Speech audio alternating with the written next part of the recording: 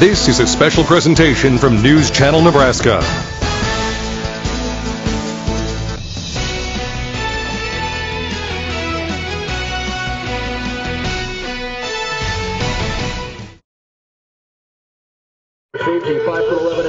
Well, welcome to Bellevue, Nebraska. Class A state semifinal football coming your way on News Channel Nebraska as the third-seeded Thunderbirds of Bellevue West host the seventh-seeded Grand Island Islanders. Well, tonight's game is presented by Anderson Ford, Lincoln Kia of Grand Island. See their huge selection of new and used cars and trucks in Grand Island, proudly serving the Tri-City area.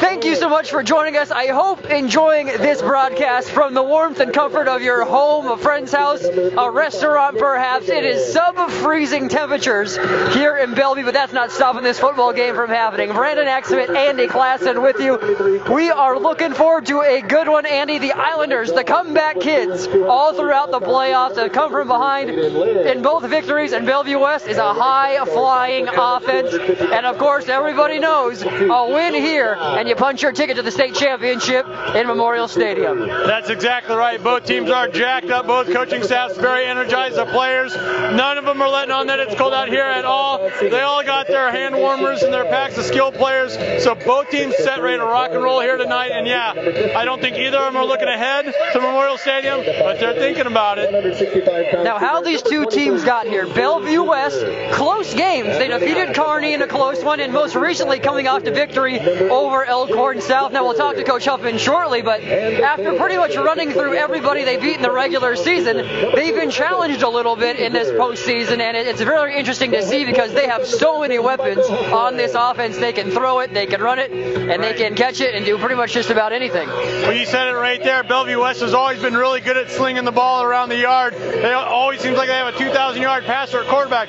Well, this year, they got a balanced attack. They're running for about 230 yards a game, passing for 240 yards a game, and they're leaning on that balance offensively in the playoffs. I expect them to go use that balance here tonight as well. And something else very interesting about this Bellevue West team, talking to Coach Huffman, says, we never really pass the eye test. When an opposing team sees us or a coach sees us, they always say, man, you guys aren't very big. And then after the game, they're like, wow, you guys are still really good because they're fast, they're athletic, and that's really been their MO and what has led them to success. You're exactly right. That's kind of been their linchpin. They've always been the speedy team, the fast team. They can get out and just pile a bunch of points on you, but it goes back to that balance. They're a running attack team. Sometimes they use the rush to set up the pass. A little bit different this year.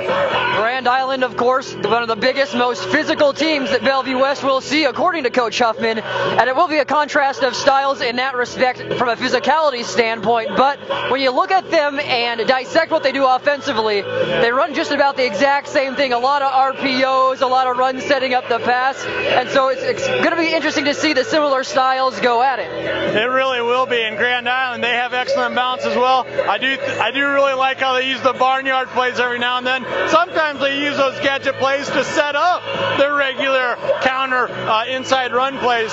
Very fun to see what Grand Island's going to bring to the table here tonight. And of course, if you're an Islander fan, you know the story of how Grand Island has gotten here tonight. It has been one heck of a ride. Falling down 24-zip in the first half to Omaha North before scoring 38 unanswered. They took the lead with 1:04 left in that game. Now, they didn't waste quite as much time against Millard South. They took the lead with 1:34 left in that game after trailing by 10 in the fourth quarter. So these guys have just been the comeback kids. And when you talk to Coach Jeff Tomlin, he says, you know, it's why we don't ever aim to get ourselves in a hole. The confidence that's added to this team because they know, hey, if we get down, we can come back, is a little added extra element for the Islanders coming into this one. No, you hit the nail on the head. They really are the comeback kids, and they're one of those teams where they just kind of let you beat yourselves. You know, you kind of think of the Patriots professionally, where they just stay within themselves and they wait for you to make the mistake and then they pounce on it. They were down 24-0 to a solid Omaha North team. The Vikings felt like they had the game in control. I felt like they had the game in control. Turnover. Grand Island puts it on top of you. I mean, and before you know it, you're down by 2 scores with time running out. I mean, it's just amazing how, and on their defense, they bend, they don't break, more the same. They let you make the mistake. Well, we are certainly getting ready for a good one here in Bellevue West. Don't go anywhere. We're going to take another quick break and talk about some key players when we return. And remove your hats as we honor America with the flag.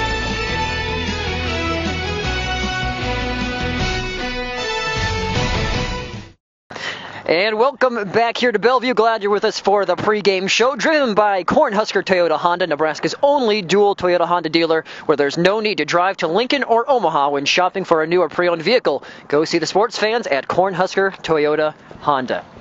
Again, Brandon Axford, Andy Klassen with you. Time to talk about some players you need to know. We're starting off with Grand Island and Mr. Caleb Francel. Now, he was the guy who scored the go-ahead touchdown against Millard South last week. 16-yard score, and again, he had just 6 carries for 48 yards. But when you talk about Francel, Riley's the bell cow of this running attack.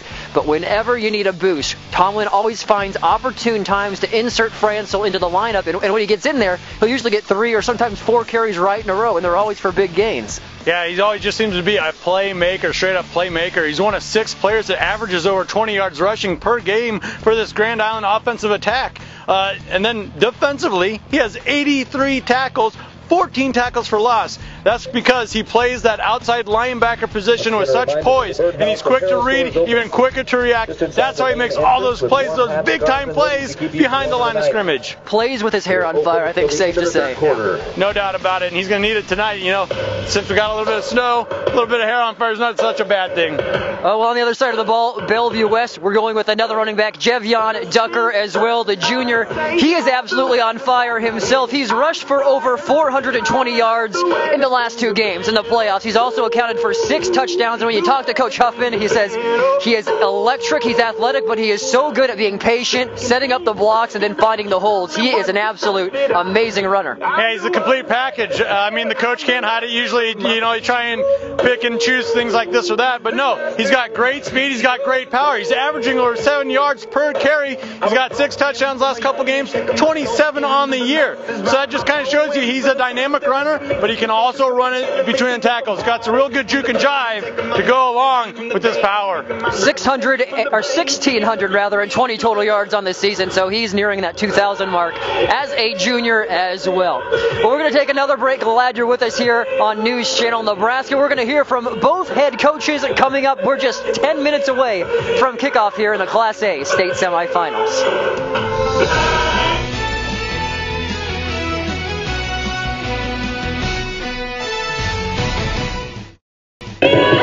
And welcome back here in our pregame. Brandon Axford joined by Grand Island head coach Jeff Tomlin.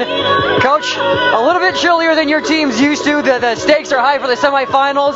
How do you expect this weather to impact the game tonight and how your players are going to play? Yeah, I think we'll play fine. Our kids are tough. There's a lot at stake for both teams, so I'm not a big excuse maker. So our kids will play very hard and they'll play well.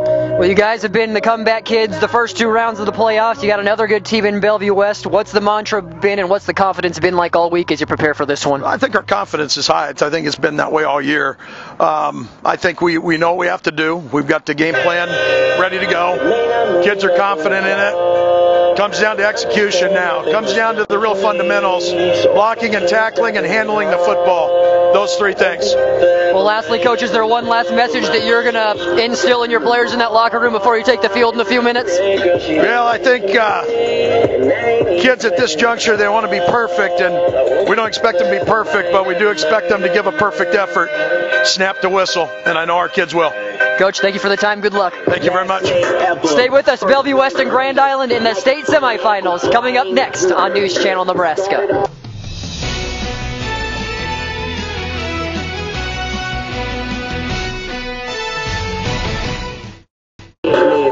And welcome back here. Joining me, Bellevue West head coach Michael Huffman. Coach, it's cold out, but it's the state semifinals. You're all bundled up, and you're bringing a lot of fire yourself. So how are you expecting that to translate, and how are you going to get that to your players as well as they come out here tonight? We're so excited to be one of the Final Four teams playing. I told the kids this morning at our walkthrough, when you're a little kid and it snows, first thing you want to do is go run outside and play in it. As you get a little bit older, you start sledding. As you get a little bit older, you get a little tougher, you start snowball fights. And then when you really get tough, you get to play football in the snow, so we're juiced. Well, Coach, and talk about your road to this point thus far. You pretty much ran through most of the regular season, and the last couple of games have been a little bit closer than normal, and that's kind of indicative of playoff football that we're seeing right now. That's one thing we tell our guys. There's a big misconception that to play well, you have to blow people out. But you know what? Other teams have good players too. They're going to make plays. Coach Tomlin's group tonight, they're going to make some plays. We're going to make some plays. Whoever makes the most at the end of the night is punching their ticket to Memorial Stadium. Coach, lastly, in terms of the film you've been looking at, what does Grand Island pose in terms of challenges for you guys tonight, and what are you going to have to do to overcome them? First of all, there's some tricksters, man. They've got some stuff up their sleeve, but we feel that we're as prepared as you can be for that. But, man, they're so physical. Their D-line, their O-line like to hit. Their linebackers like to tackle. They're a spread offense just like we are, so that helps because we're built for that. We're excited for an awesome football game tonight. Coach, so are we looking forward to it. Good luck out there. Thank you so much, sir. Stay with us. More football coverage coming up on News Channel Nebraska.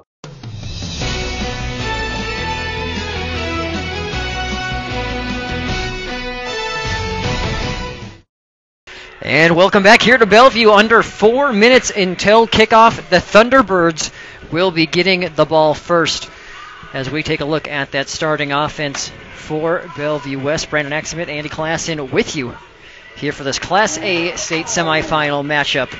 And there it is, Evan Keyser, the quarterback who's thrown for over 2,000 yards. Ducker, the 1,600-plus yard rusher. Nate Sullivan, the 1,000-plus yard receiver. And then you have Xavier Betts, who is getting touted by Nebraska, Minnesota, Iowa State. You have just so many weapons on this offense. Yeah, just a few thousand yards passing, receiving, rushing. Oh, yeah, and Betts.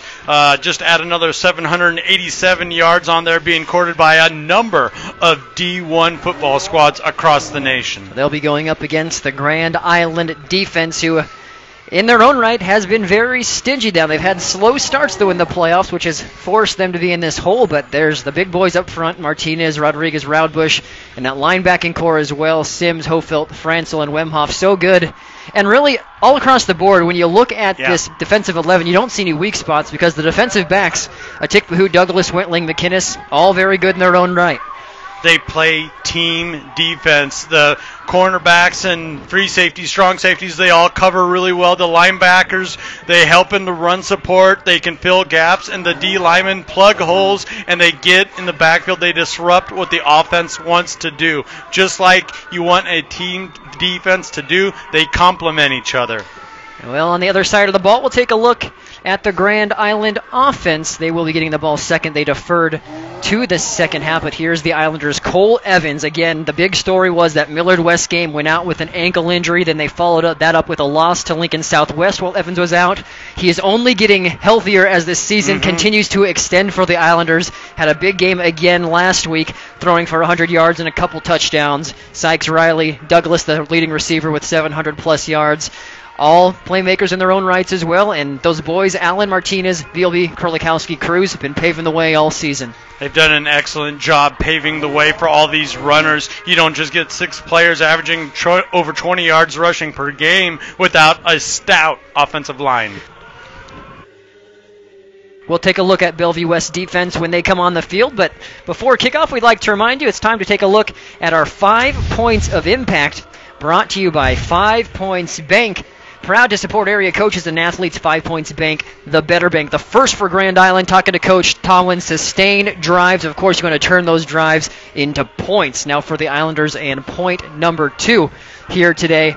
They want to win the time of possession battle. This is an electrifying, potent offense. You want to have those long drives that take up time to keep this offense off the field. Now for Bellevue West, talking to Coach Huffman, point number 3 on our 5 points of impact. He says, our team, we're athletic, but we're not necessarily the most physical. They're going to have to play a very physical game to match what Grand Island brings to the table. Point number 4 for Bellevue West as we are getting ready to go. Protect the ball, get takeaways. That's basically saying win the turnover battle. And, of course, that is always a key if you want to be successful. And, of course, it's cold. And so that's going to make it even harder to hold on to the ball. And that goes into our 5th point that applies to both. Mental toughness. You have the stakes. You have a trip to Lincoln on the line. And you have the added element of the weather into here. And there's going to be a lot of things that are taking away from that focus. Yeah. Or could be distractions to staying focused, and you want to make sure you're dialed in on either side of the ball. But you got to feel like Grand Island's got great mental toughness, especially the last few games, how they've been close, but they've been able to battle back and pull off some impressive victories throughout these playoffs. Glad you're with us here on News Channel Nebraska. We are underway, and that is not how you want to start things if you're Grand Island. An illegal procedure as that kick goes out of bounds. No, not at all. You're given a great offense in the Thunderbirds, a really good field position to start things off here. You don't want to help a team that doesn't necessarily need help, like Bellevue West.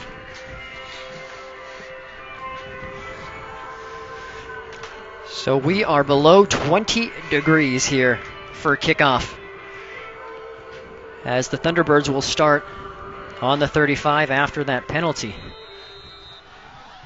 I think I saw -7 wind chill, so keep that in mind too.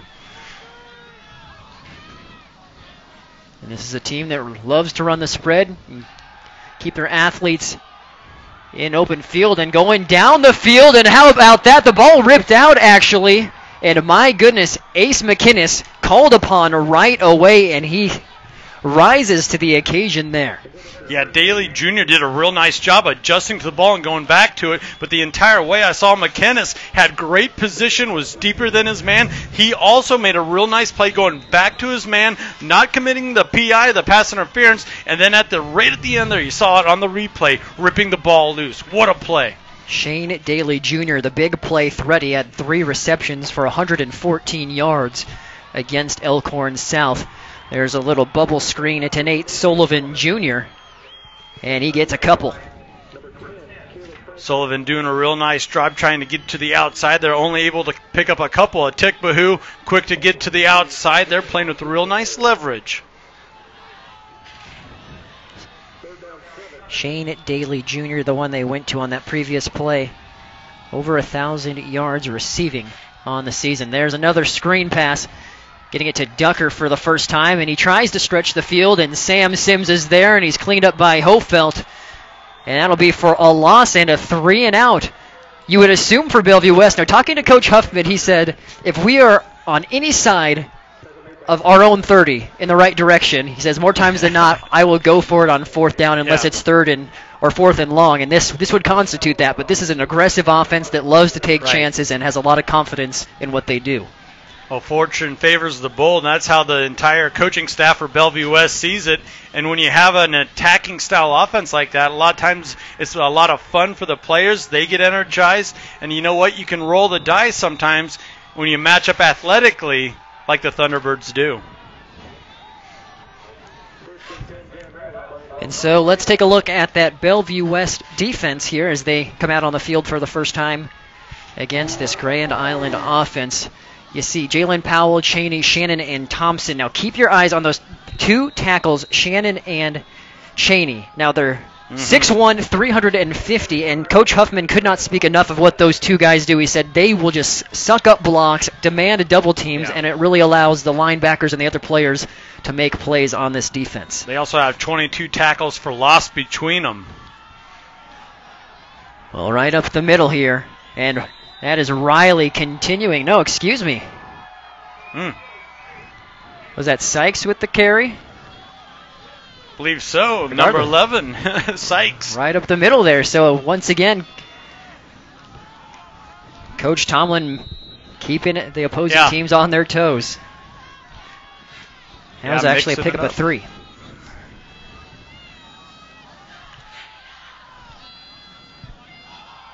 And there's the fake trick play on the reverse. Instead, it is kept by Francel.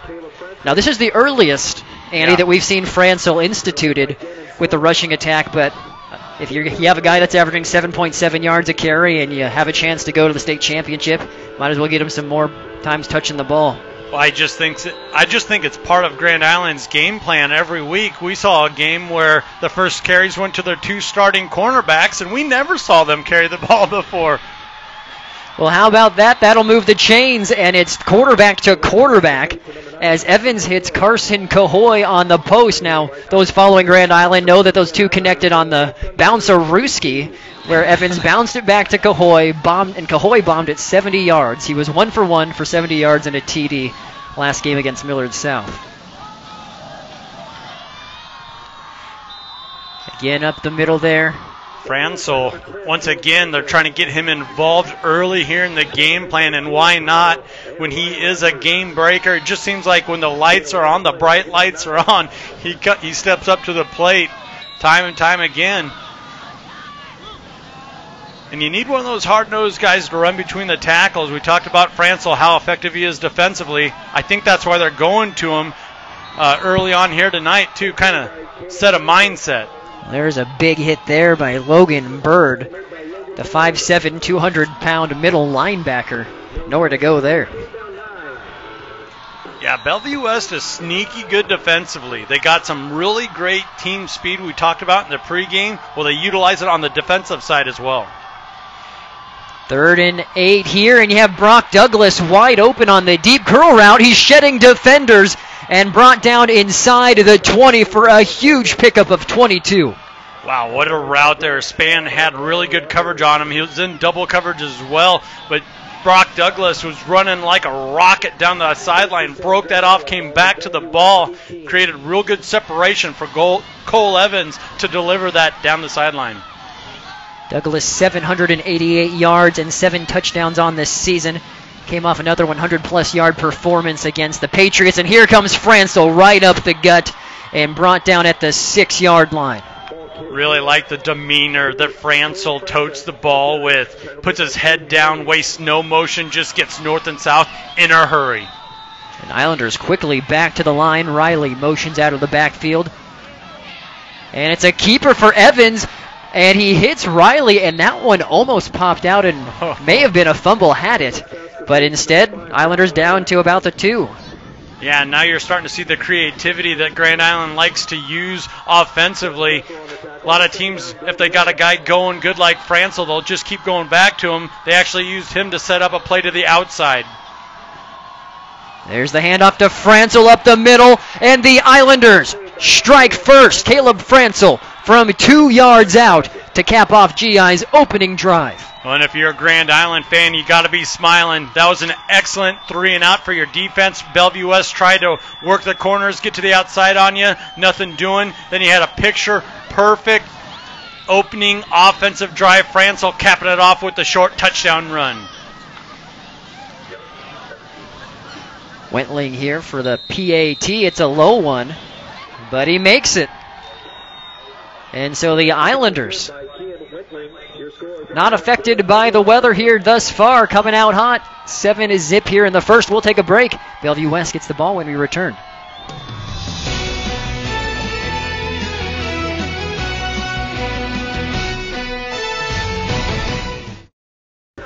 Well, welcome back here to Bellevue. Class A state semifinals here on News Channel Nebraska. The Islanders get the 3 and out on the Thunderbirds' opening drive, and then they go right down the field and punch it in with a 2-yard run by Caleb Fransel. And that's exactly how you want to start things if you're Jeff Tomlin and company. Yeah, you got to be awfully happy if you're a Grand Island fan right now. Everything going the way of the Islanders. And this one to the up back. And not much of a return there by Sullivan Jr. Now, we'd like to remind you that this broadcast help made possible by Advanced Radiology in Grand Island, Kearney, York, Crete, Lincoln, Omaha, and Fremont. And they're proud to support the Islanders as they compete for the state championship. Doctors Allen, Budler, Himmelberg, and Pfeiffer serving all of your diagnostic and interventional radiology needs. Cheering for a Grand Island victory here tonight. 1st and 10 from the 32. As Keyser in the gun hands that off right up the middle. There goes Ducker. And he's brought down near midfield, tackled by Wentling, but you see just how dangerous that he is. Well, that's what I thought Bellevue West would maybe want to try and do. They tried to work the outside 3 times last drive, try and get something going up the middle. You know Ducker has the moves to run and the power to run between the tackles. 20-yard pickup by Ducker there. Here is the bubble screen. And room to run on the outside. You see Xavier Betts running over defenders, picks up 14 more. He is 6'3", 195 pounds, and runs like a deer, according to Coach Michael Huffman. But he is such a talent.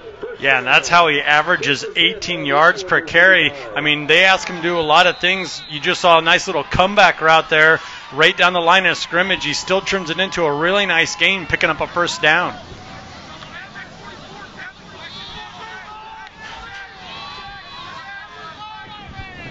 And now you're starting to see a little bit of a rhythm develop for this Bellevue West offense. Keyser looks to the sideline. And hands it off again up the middle. Not much there. He had Wemhoff and Roudbush and company plugging the hole for a short gain. But you saw the patience that Ducker was trying to run with there. He was trying to allow some blocks to be set. Grand Island did a real nice job up front, collapsing his running lane. Back to Ducker. He gets through the first wave. Gets about 4 more. So it's definitely third and manageable. Yeah, that's exactly what Bellevue West needed to stay on track there. Bringing up a 3rd and 5.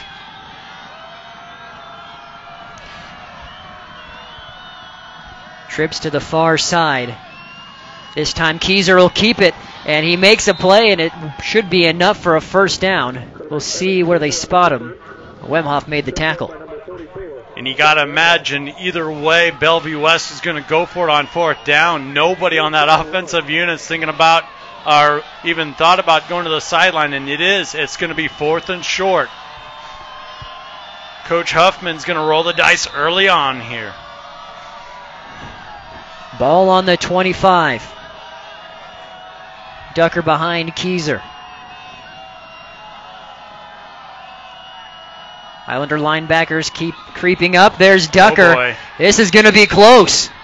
Yeah, this is going to come down to the spot. You see line judge Victor Brakefield coming in with the spot. And that's what's going to decide this one. It's close.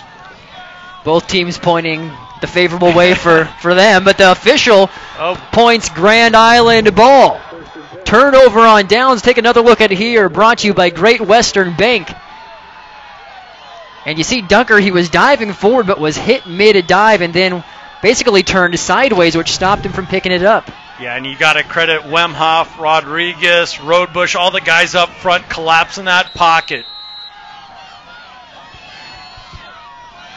And there you saw it, Brandon. Grand Island's defense bending but not breaking. Once it got down to around the red zone, they shored it up. Well, Central Nebraska Orthopedics help making this broadcast possible. From advanced surgical techniques to sports medicine expertise, Central Nebraska Orthopedics is dedicated to the motion of life. Right back to Caleb Francel, who continues to chug down the field. 8-yard pickup on 1st down.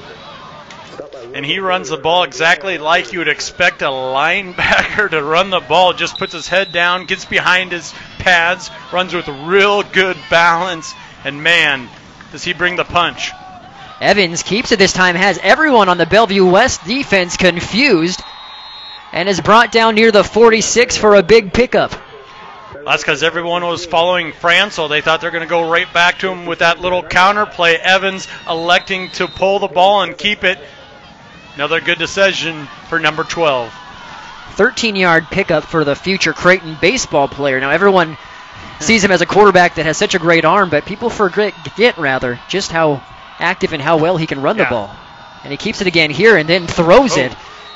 And that was good fill by Cruz Gerardo, who really sort of blew that play up. He really did. Just played through the block there. He diagnosed the play right away.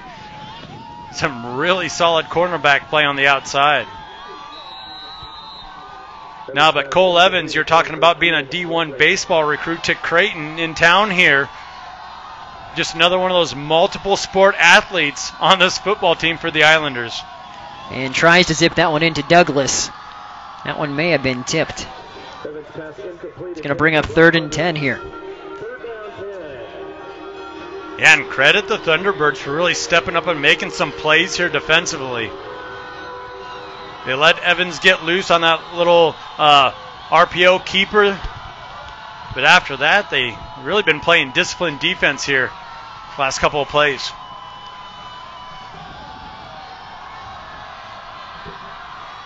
Riley motioning out of the backfield. Evans pressured and brought down for the sack. Bellevue West making the big play. Looked like that's Jack McDonald. His 4th sack of the season. Well-timed blitz there, 3rd and long. You know they're going to want to push the ball down the field. They got to pick up some big-time yardage. Jack McDonald shooting the gap. The sophomore getting home, bringing down Cole Evans. This one booted away by Jurgensmeyer. Fair catch is made near the 32. But you look at McDonald, he's not in the starting lineup. And you talk to Coach Huffman, he still has 59 tackles, 6.5 for a loss, and 3 sacks. And he made it a point of emphasis in our phone call this week. He said, we don't care how young guys are, and we will start a certain set lineup, but we have guys that we are always rotating in. His philosophy is, a fresh guy coming in is better than a starter who's halfway tired. So there are so many different bodies and players besides the starting 22 that get in and get significant playing time for this Bellevue West team. Right, and I also admire how Coach Huffman just wants to get his best players on the field regardless of age or any of that. And how about making plays on the field? Ace McInnes on one-on-one coverage picks the ball off. Yeah, we're going to get a real good look at it here on the replay, but McInnes once again making a real nice adjustment to the ball. Look at him come back there, and he had positioned that entire route. Thunderbirds trying to test these corners here. May want to rethink that moving forward. Going right up against Shane Daly Jr., not intimidated at all, shielded the body and gets the pick. And Keyser doesn't throw many. That's his 5th interception to 28 touchdowns on this season. Yeah, well, these are a couple of special corners here. McInnes and Atikpahu for Grand Island. We've seen them be outsized or what looks like a mismatch all season long, and they have answered the bell time and time again. Short gain on the play brings up 2nd and 9. Evans to the outside, and again hauled in by Cahoy for his 2nd reception. That one goes for 7 yards. Yeah, that was kind of an unspoken advantage when Cole Evans did get healthy, as Cahoy, the backup quarterback, is such a lethal receiver. You get him back as a receiver. And how about that play right up the gut? John Riley, the bell cow for this rushing attack. Yeah, it doesn't matter who it is toting the rock for Grand Island. They all seem to just love that inside ISO power running game. Nobody afraid to run the ball inside for Grand Island. Right back to Riley, who gets to the 2nd level, and enough for another 1st down. Gain of 10.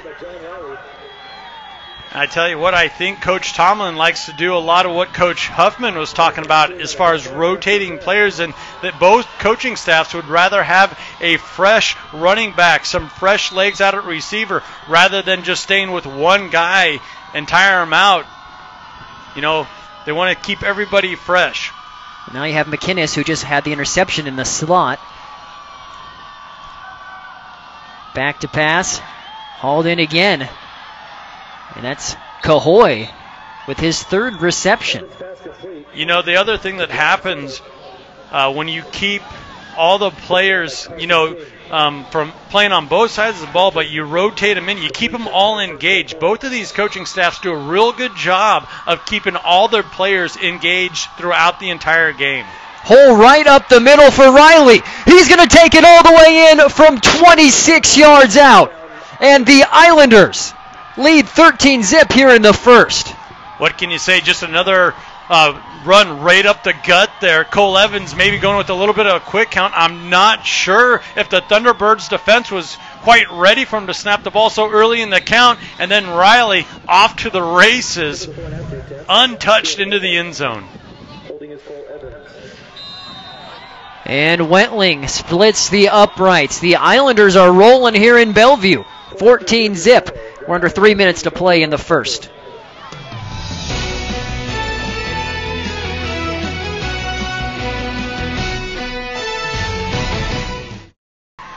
Welcome back here to Bellevue West High School. Grand Island has made the road trip and hit the Thunderbirds in the mouth here early on. Yeah, I was kind of thinking that after the first offensive drive. Everybody has a game plan until they get punched in the mouth. How are you going to counter? How are you going to react? Now we saw Bellevue West with a real nice, promising-looking drive there on that last set of downs, but then it just kind of stalled out on them a little bit there once they got into the red zone. About the only thing the Islanders have done wrong is kick it out of bounds now twice. That'll be another ball put at the 35 for Bellevue West here. But you can see what they're trying to do. Obviously, they're not trying to kick it all the way to the deep backs, who are the biggest return threat. Exactly. You have so many weapons over there. If you're Bellevue West, you want to try and kick it to the up backs or squib kick it. Well, when conditions are like this, it just makes it all the more difficult to do that directional kicking game. Again, Ace McInnes with the pick. The last time the Thunderbirds had the ball, there's Ducker up the middle, pinballing off defenders and ends up getting a 10-yard gain. And there's a little bit of that patience and the power we were talking about in the pregame. When it comes to Ducker, it looked like he was going to be brought down at the line of scrimmage. He squirmed his way through it. He kept his feet. Looked like he was going to be tackled about 5 yards down the field. Kept his feet. Look at this run. Very impressive. Right back to Ducker, who again finds room up the middle, brought down by Douglas. But that was still an 8-yard gain. Yeah, off the counter there, a little misdirection, getting the defense leaning one way, coming back with Ducker the other way. And that's just a lethal combination for number 8 out there when he can keep his feet and move with the speed that he has. Thunderbirds across midfield. Keyser with the pump fake, plenty of time, and then has the crossing route. Hauled in for a little gain by Mason Braun. That was a real nice check down, disciplined check down for Keyser. Went through his reads, still had enough to pick up the first down. Really like how the young man went through his progressions there and just settled for the short gain and was still able to move the sticks. It's a 3-yard pickup for Brown. Another 1st and 10 here. Ball on the 43. There's a little pitch to Ducker, who does a great job tiptoeing up the sideline after shedding a tackle. Pickup of about 6. Yeah, for it looked like something was going to be no gain or maybe even a loss of yardage. Ducker did a real nice job of working the sideline. Looks like he picked up about 6 yards there. And this is something that the Thunderbirds desperately need, a long, sustained drive that turns into points here. Still in the first quarter, but Grand Island has come out guns a-blazing. There's the quick pass. Wide open in the flat is Sullivan. Has enough for a first down. Douglas and Sims take him down, but again, the sticks move. Yeah, now you're seeing a little bit of the game of cat and mouse between the coaching staffs. Huffman did a really nice job of beating the blitz there, getting the ball out quick to his playmakers out on the edge. Nothing but green crumb rubber, frozen crumb rubber in front of him. Pick up the first down. And there's Ducker again up the middle. Continuing to chug away. You see head coach Jeff Tomlin called himself a hermit this week when I asked him how he's enjoying the excitement of the community. He says, it's great, but I pretty much lock myself in an office. I'm either teaching, coaching, or thinking about what to do as they prepare for this game here this week.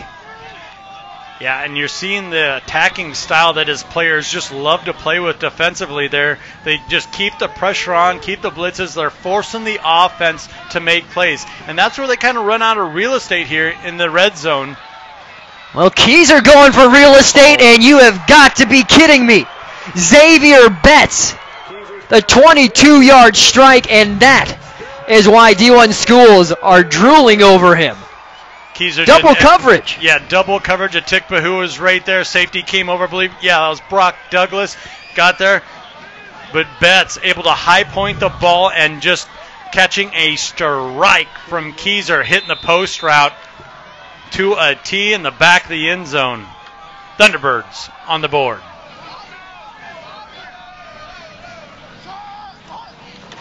And so the swinging gate here, Keyser throwing it and cannot connect with McDonald. A little bit of a gamble there, doesn't pay off, but here's another look at that play. What a pass by Keyser, dropped on the dime, and wow, unbelievable. Yeah, Betts did a real nice job of catching that ball with his hands going up in high point. And how about the protection that Keyser had? He had Douglas Ducker stay in, help out there. He had a clean pocket and delivered just a beauty of a pass. So the Thunderbirds get on the board by way of Xavier Betts. It's funny talking to Coach Michael Huffman. He said, it'll drive you crazy as a coach because he'll do things like we just saw all day.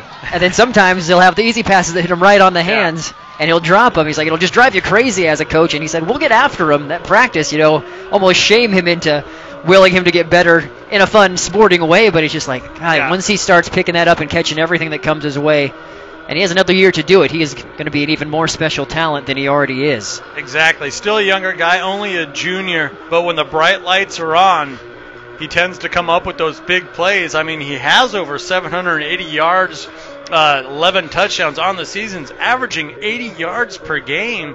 So he's a playmaker. He's a special talent. What the coaches are looking for is just a little bit more consistency throughout the week of practice and then all the way through a game. They're looking for a complete game from Mr. Betts. And when that starts happening, look out. That's Betts' 12th touchdown of the season. At Eeks Office Solutions, with 13 locations across Nebraska, Eeks is there for all of your business needs. Visit Eeks.com for more information. Brandon Axum, Andy Klassen, as that fair catch is made by Wemhoff at the 30. And you're seeing both teams make the adjustment in the kicking game. They do not want to get the ball back to the return man. Bellevue West doing a real nice job of going with that high sky ball there. Wetling did a real nice job of just calling for the fair catch, getting under it, and securing that ball. Or I'm sorry, that was Wemhoff with the fair catch.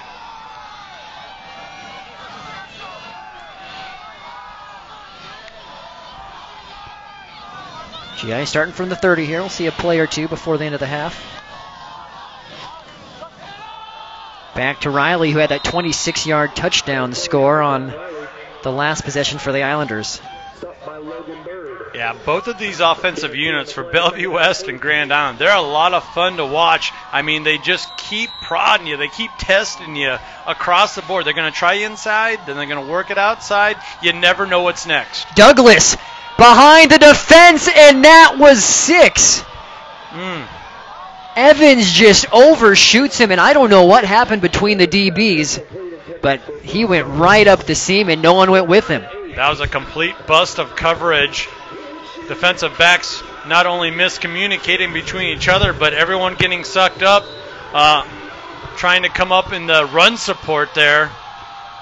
Missed opportunity for the Islanders. And that is something you expect Evans to hit 9 times out of 10. Thunderbirds dodging a bullet there.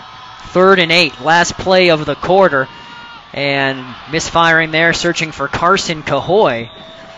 So it'll be a 3 and out for the Islanders.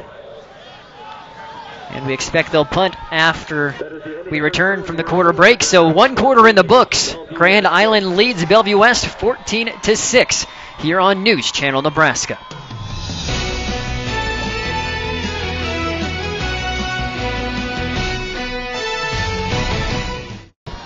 So the Islanders going to have to punt here to start the second quarter. Brandon Axum, Andy Klassen with you. A trip to Memorial Stadium on the line here.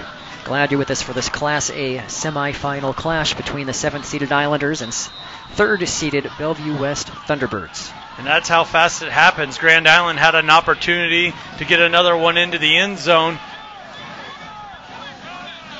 And then you had an errant pass on 3rd down, and their punting team takes the field. And I was just kind of thinking, this is kind of a mirror image of what we've seen from Grand Island in the first 2 weeks of the playoffs, where they'd get down and then they would be coming back the entire game, and they seem to be comfortable in that role. Well, tonight they jumped out to a 14-0 lead. How are they going to protect it? How are they going to play? How are they going to handle themselves with that lead? Bellevue West a chance to make things much closer here on this drive, potentially tie with a 2-point conversion and a touchdown. A lot to do before that point, as Ducker has a nice gain up the middle. Well, that's what Coach Huffman was talking about, how he likes to roll the dice here and there and gamble a little bit. You saw that with the 2-point conversion. They saw the matchup they wanted, man-to-man, and they went for the 2. The 2nd and 6 here. This time Keyser will keep it, and he picks up a couple. I'd like to remind you that Family Eye Care Center is a proud supporter of Islander athletes and their families. At Family Eye Care Center, they know how important good vision is on and off the field. You know, if you're a Bellevue West fan, you got to feel pretty good about where you're at right now. All the big plays that Grand Island's kind of put on you, that opening and impressive drive that you're opening 3 and out, they've already created a turnover. The Islanders turning over Bellevue West, and you're only 1 score down. There's a 3rd and 3 and a pickup of 5. Nice catch by Daly Jr. Yeah, Jr. with a 22-yard average per reception, so you got to respect the deep ball. Did a real nice job of breaking that route off at the sticks, getting the first down. I like it when the receivers know where they are on the field. Islanders showing blitz potentially with Hofelt. And he and Sims both back off. And there's time, bubble screen. Ducker trying to get to the edge. And does. Nice pickup and pushed out a play by Kojo Atikpahu. Ducker did a real nice job of collecting himself, then collecting the ball, completing the reception, and that little bit of a bobble, I think that made Sam Sims, the middle linebacker, kind of hesitate, and it kind of bought Ducker a little bit of time to get to the outside, pick up those 5 yards.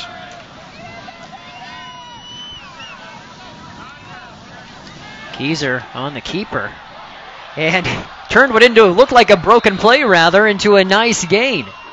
Pickup of 8 and a first down. Yeah, Keyser's a straight-up athlete. He's not just a passer. He likes to run the ball as well. In fact, he played a lot of receiver the past 2 seasons. They moved him to quarterback. He's just so gosh darn talented. He can do a little bit of everything for this offense. Thunderbirds driving 1st and 10, ball on the 31. Keyser on the out route and overshoots his target. It's Daly Jr. just a little bit too high for him. Yeah, but you can see what Keyser's doing. He's just trying to put the ball up and allow his playmakers like that man right there, Daly Jr., who already has over 1,000 yards receiving on the season, go up and make plays. You got to give those guys opportunities.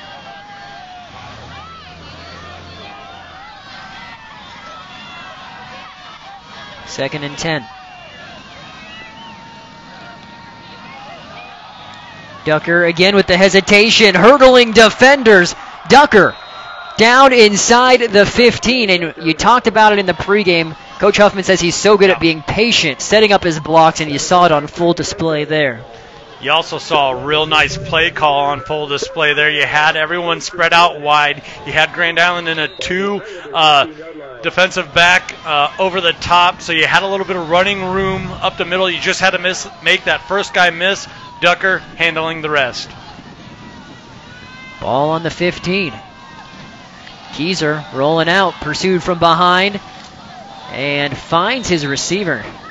A nice catch, second reception for Mason Brown. Brown did a real nice job securing that ball because he was blanketed by Douglas. Douglas with a quick tackle shortly thereafter, but they were still able to pick up 3 yards on that little rollout crossing route from Brown.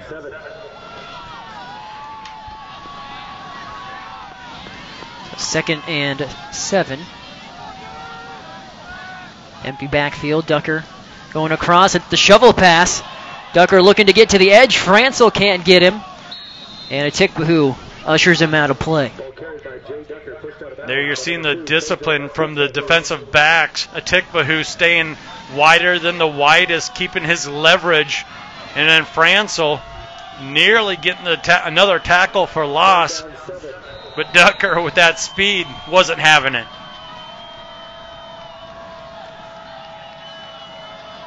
So brings up a third down. Empty backfield. 5 wide shotgun, traditional shotgun look here for Bellevue West. And a keeper here, Ducker on the direct snap. He's going to take it in for the score. A 12-yard touchdown run by Jay Ducker. And there you're seeing the creativity from the Bellevue West coaching staff. Yeah, I said traditional 5 wide shotgun look. And it was a straight quarterback keeper the entire way, letting Keyser take it in off tackle for a big-time score.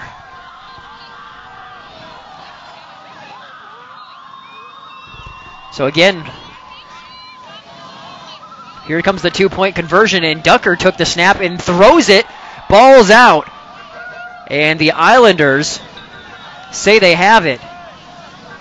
Now that looked like it was going to be a conversion for Sullivan Jr. Well, and if Bellevue West is at the bottom of this pile, it's going to be a converted 2-point conversion and tie this thing up. And they signal. The Islanders jumped on it, so they will keep their 2-point lead here. But there's 2 possessions in a row. Bellevue West has found the end zone. Grand Island gets the ball when we return.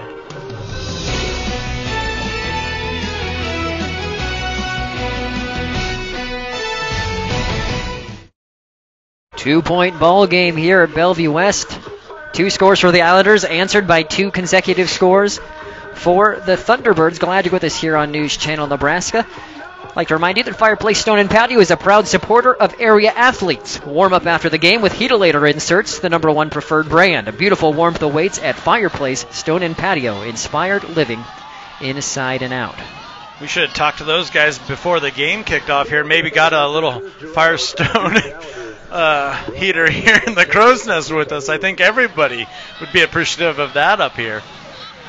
You know it's bad when you can't feel your fingers in a press box. And again, for all those players out there on the field, and especially the fans and our camera operators, certainly braving the elements here tonight as we have a flag.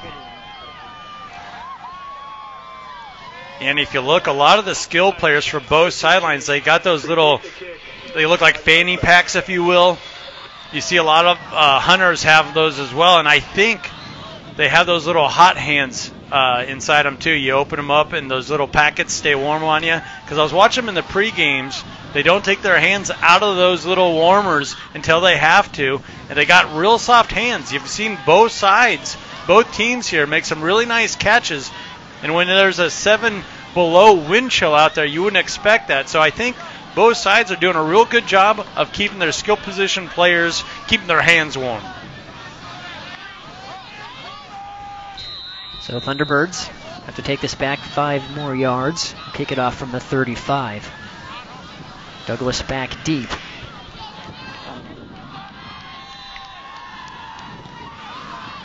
Another high one to the up back, fielded near the 30. And a good return. I believe that was Francel. Who else? Yeah, who else would get the ball? Mr. Everything for Grand Island, Francel.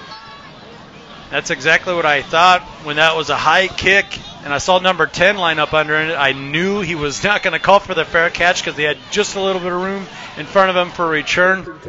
Francel doing a nice job. Once again, getting north and south, picking up some yardage. All right, Islanders came out on fire. They've slowed a little bit here, and Bellevue West has made it a 2-point ball game. They'll start from the 43. Nice gain on first down by Riley. I feel like both teams, where they've had success, where they've found success offensively, is when they're running the ball between the tackles, whether it's with a counter or direct handoff or a quarterback keeper. It's when they're running the ball inside. Well, Evans will keep it here. Has a seam. Cole Evans sprinting down the field for a huge pickup. Evans doing a real nice job with his decision making within the running game. Saw the defense all go towards Mr. Riley. Pulled it out right at the last second. Got to the corner. Got upfield. 20-yard pickup. Hard run up the middle. And it's Franzel once again. We know the Islanders like to get a lot of plays in, but it almost seems even in the cold here today, there's even a more added emphasis on the quick snaps.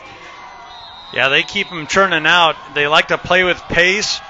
In certain occasions, sometimes they'll slow it down. That's just such a versatile offense that's so tough to defend.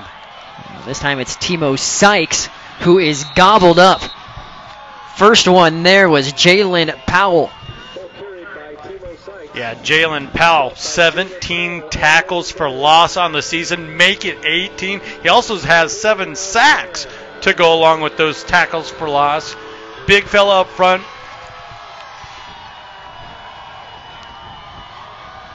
Well, big 3rd and 10 here.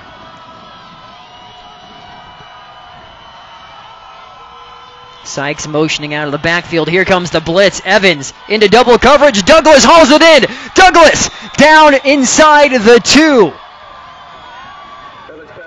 So impressed with how Grand Island buys themselves times to make these plays down the field work. You saw a little bit of misdirection, running backs going split in different directions. One was used as a blocker, the other one was nothing more than a decoy. Bought Cole Evans just enough time to deliver a strike on the post route to Douglas. And Riley fakes everybody out on the carry, and Evans trots into the end zone untouched for the score. And that's how fast it all works for this Grand Island offense. They can hurt you in so many different ways. When you allow that momentum to start, they're going to put another touchdown on you in just a matter of a few plays. So GI answers right back, and they needed to because Bellevue West was picking up the momentum. Chance here to make this a 2-possession game. And Wentling does get it. For a second, it looked like he pushed it. So 9-point lead here for the Islanders. I'll tell you what, it looked like a 3-iron on that first PAT. That looked like a 60-degree lob wedge. But I'll tell you what, these PATs are adding up for Grand Island. Like you said, just pushed it to a 2-possession game. That might come up really big on down the stretch. 6:45 left in the half. GI up by 9 here in Bellevue.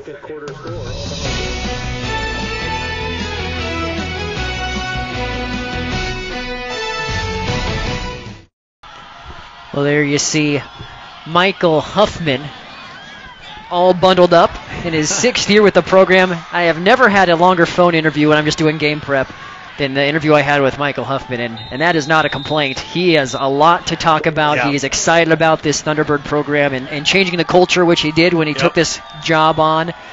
And he exudes excitement, and we saw that in the pregame interview as well. He is certainly someone who's done a lot with this program. And again, for those who don't know, Bellevue West state champs back in 2016. They're looking to make it 2 in the last 3 years. High energy guy, and his team feeds off him, and they act in the same way. They got down by 2 scores. They battled right back, got themselves back into this game.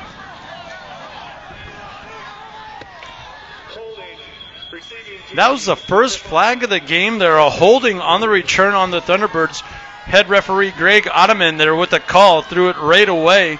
Umpire tonight, Corey Wetterman. Jim Cornell is going to be our line judge. Head lineman Jim Connell, Victor Brakefield, and back judge Tom Koss. Keyser will take that on first down. 10-yard pickup on the zone read. Yeah, both these quarterbacks are really showing you the athleticism they have. They're not just strictly passers. They're not just running quarterbacks. They can do it all for both these squads. Been impressed with Keyser and how he's been able to go through his progressions and pass the ball when it's there, tuck it and run it when it's not. Keyser rolling out again. On the run and nearly picked off by Douglas. Great play on the ball. Wow, Douglas did make one heck of a break on it, as I thought Brown was going to get a nice easy completion here. Look at it on the replay. Brock Douglas laying out, making plays.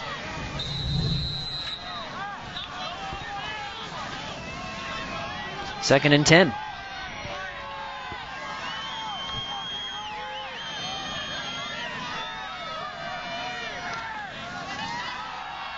And Ducker, nowhere to go. Roadbush, a tackle for a loss.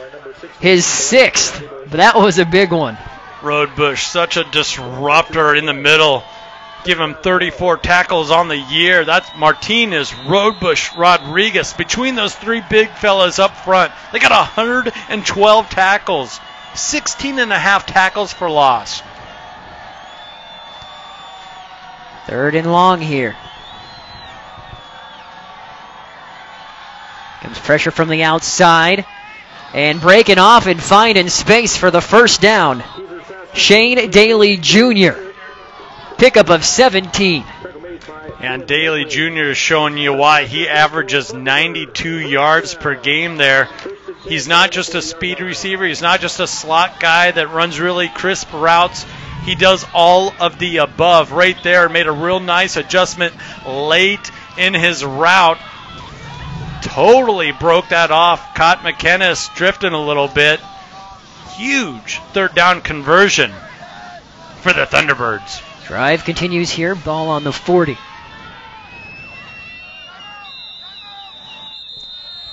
Free snap whistle.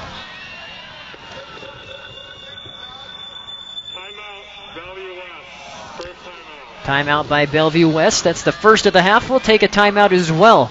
Just a little over 5 remaining in the half. Islanders lead by 9.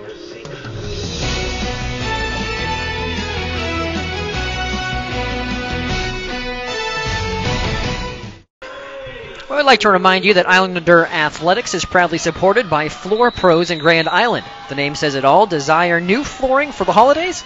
Turn to the experts at Floor Pros. Like the Islanders, stand on excellence at Floor Pros. 1st and 10 here for the Thunderbirds after the timeout. 5:06 remaining in the half here in this Class A state playoff contest. Pump fake by Keyser. Daly Jr. going against McInnes. And now the fans here want a pass interference on McInnes. He could have, you wouldn't say he completely bit on the out and up, but there was definitely some contact on the out and in the up attempt. And you see Coach Huffman saying, hey, help me out here. Yeah, and that was more than anything, that kind of looked like just a good old veteran corner back there. Just kind of getting in the way a little bit, making some contact, doing just enough not to draw that pass interference, but disrupting the route. Keyser will keep it. He does a great job after looking like there was nothing, bouncing it to the outside. Yeah, Roadbush and Martinez getting real nice penetration up the middle there, but you saw the athleticism for Keyser coming into play. What looked as a loss of yardage or maybe a short gain turned into a 3rd and 6-yard rush there, bringing up a 3rd and 4. 4 wide here, Ducker in the backfield.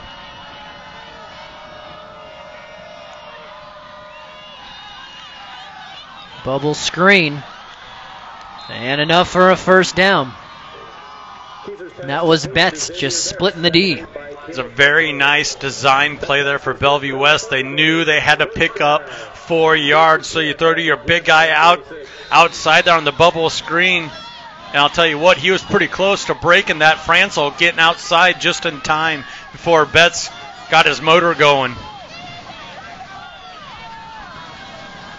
Bellevue West back in Islander territory, ball on the 46.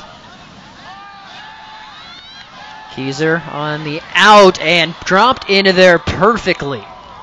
The touch that he has as he found Shane Daly Jr. there has been impeccable tonight. You said it. What a beautiful looking pass there. Had to fit that in a real tight window over the outside linebacker, but inside the cornerback. That was pretty good coverage for Francel and McInnes across the board. But I'll tell you what, great offense beats good defense. 9-yard pickup, 2nd and 1.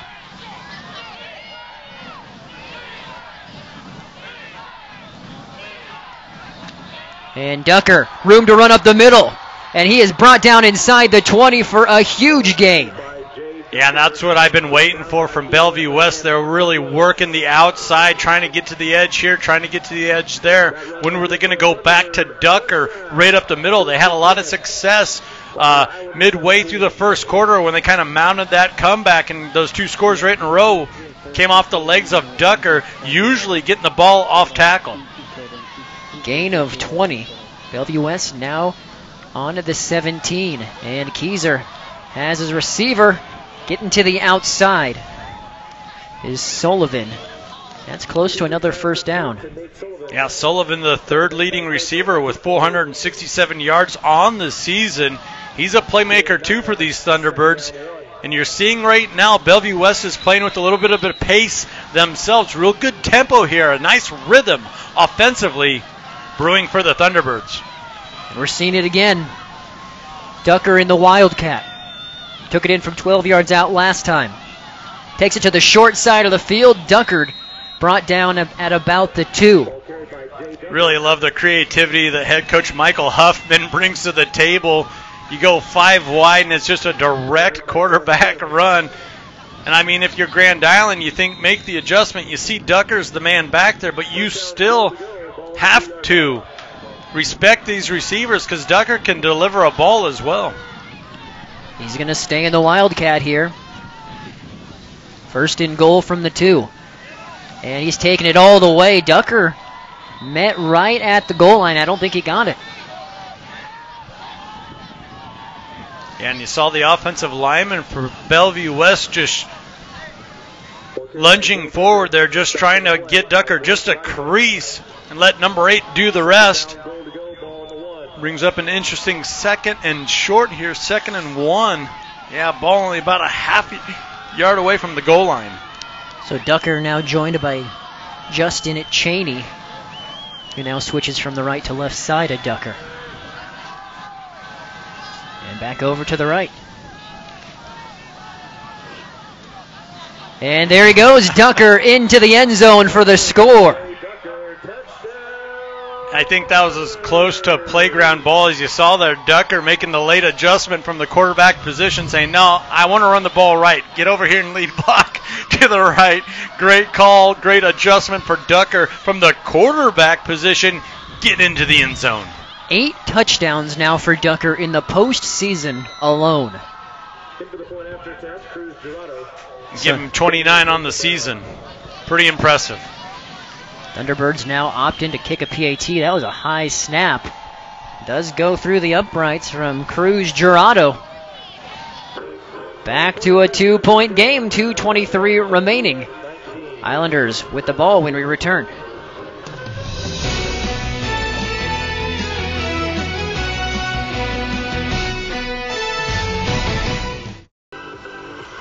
.223 to go. Wonder how warm it is inside that mascot. Well, you know those blow-up mascots, I know they have little air conditioning units for on hot days. I don't know if that converts over to a heater on evenings like this. Well, if it doesn't, there is an idea from somebody. You should patent that right now. 2:23 left in the half again. Grand Island will be getting the ball to start the third quarter as well, so a real opportunity here. Right. If GI gets a touchdown to end the half. And we know both of these offenses runs a real nice 2-minute drill, and Grand Island also has all 3 timeouts in their back pocket. Kojo Atikpahu on the return. Pushed out near the 40. And this game has really developed in what we thought it would be. 21-19 slim lead for the Islanders. I was kind of expecting a 45-42 type of game here when all things kind of boiled down, and we're right on pace to meet that here with a score 21-19 just before the half.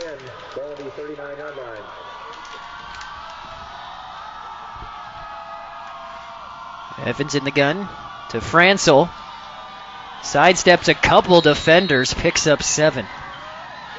I don't know how Francel got away there. Big number 78, Tyler Cheney, had him dead to rights. The 360-pound defensive lineman He's probably thinking the same thing. How did that guy get by me? Gain of 7, second down 3. Well, makes a 2nd and 3 after the nice gain. Again, that's Francel's 9th carry now. He is the lead back for the Islanders here tonight, and they go back to him. Francel tackled across midfield for a first down.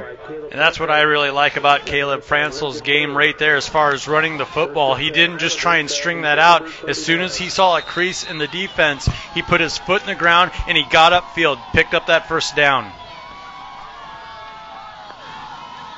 And now with a minute 30 left here in the half, you'd think Grand Island would start thinking about using some of those timeouts.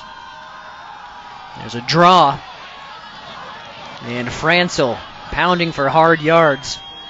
Was initially hit by Ryan Rogers. He gets about 5 more.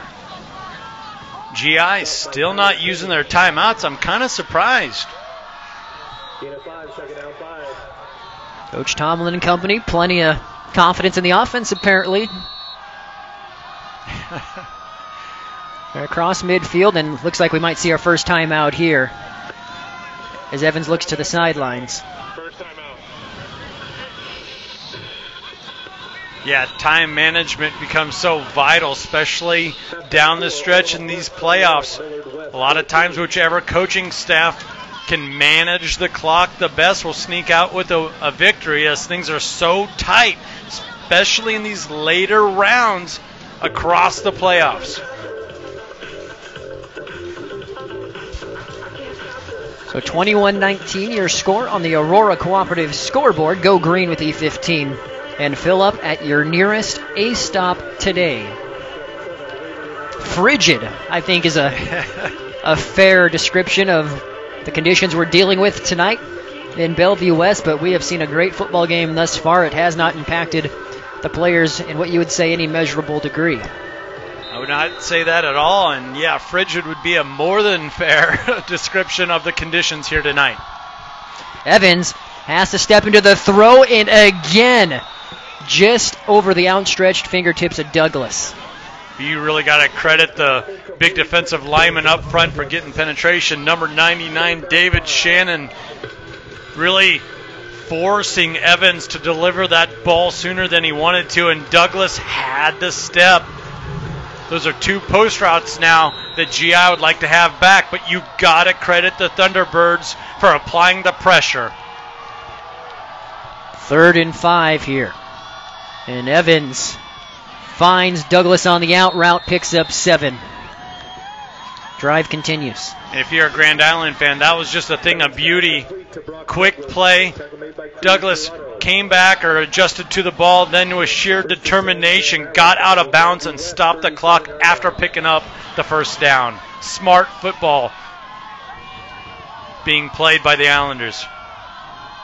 Empty backfield, quick pass, this time to Cahoy, nowhere to go. Nice defense by Gannon Span.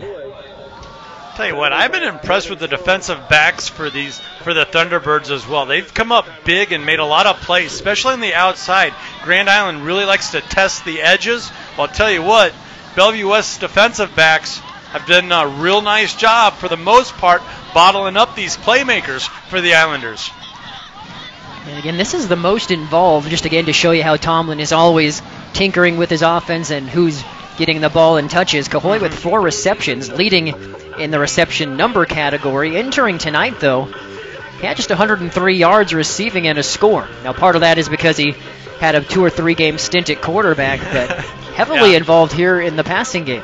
Yeah, and that was one of the, we talked about it earlier in the game, I thought one of the biggest benefits, not only from getting Cole Evans back as your quarterback, was you get Cahoy back as a receiver as well.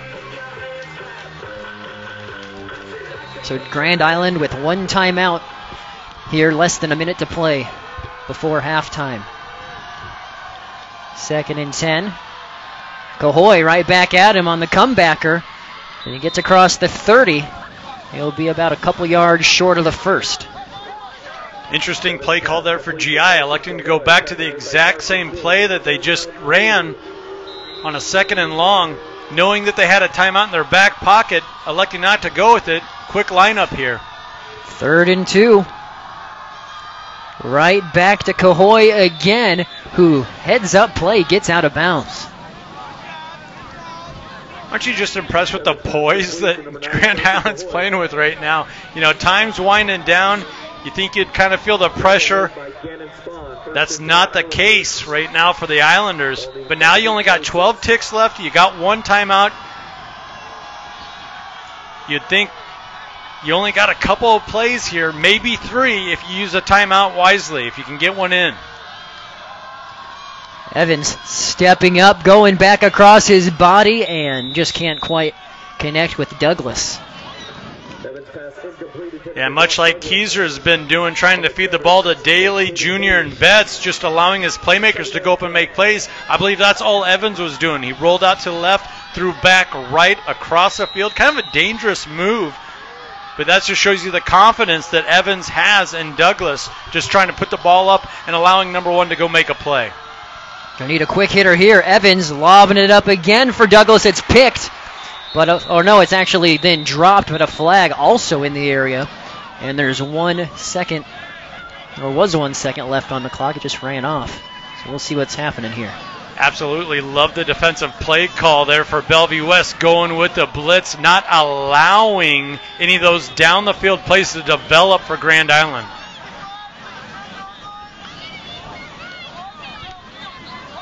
I believe that was Ryan Rogers that brought the pressure there from the bottom of your screen. And I'm not sure what this flag's all about.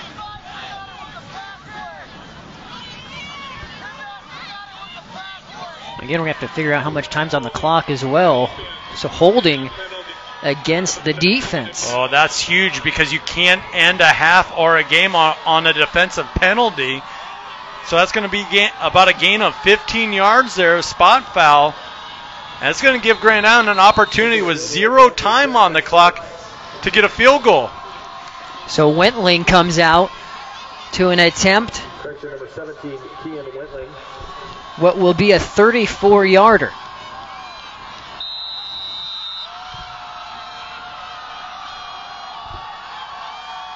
High snap. And, oh no, the Thunderbirds took a timeout. And isn't that the way it goes? 50-50, you know, those, do I ice the kicker, do I not ice the kicker? You would think with, you know, there's a lot of ice out there. Yeah, maybe you don't need to do that. Bellevue West had a real nice special team blitz called in there. They actually blocked the kick, but not before the timeout was called from the sideline. And I don't know what side of the fence I sit on, not in this circumstance particularly, but just in general. You see it all the time on the Sundays, and sometimes you look great like a coach when you make the right call, and sometimes you look like a clown if you make the wrong call and it costs you the game. It's really a 50-50. We'll see if it matters here. Exactly. We're going to see if it matters. And I'll just be like all the other pundits and talking heads out there. If he makes a field goal, I'll say, that was bad. He shouldn't have called the timeout. 33-yarder. It's a fake. Francil streaking down the field, and he holds it in for the score. Trick play once again. Jeff Tomlin pulls another rabbit out of the hat. And to end the half, a 16-yard field goal fake. Are you kidding me? Look at this, and it was an all-out blitz, and that had to be a perfect pass as the coverage was just up underneath of Francil. Perfect pass, reception, and I think trying to ice the kicker before they saw the type of blitz they had on, it allowed Tomlin, there you saw the PAT block, but it allowed Tomlin and his coaching staff to make the adjustment and say, hey, we're not going to make this field goal anyway. Let's try and draw one up. Let's dial one up. I cannot believe what we just saw. Every time you think, what other trick plays could the Islanders use, they find another one there.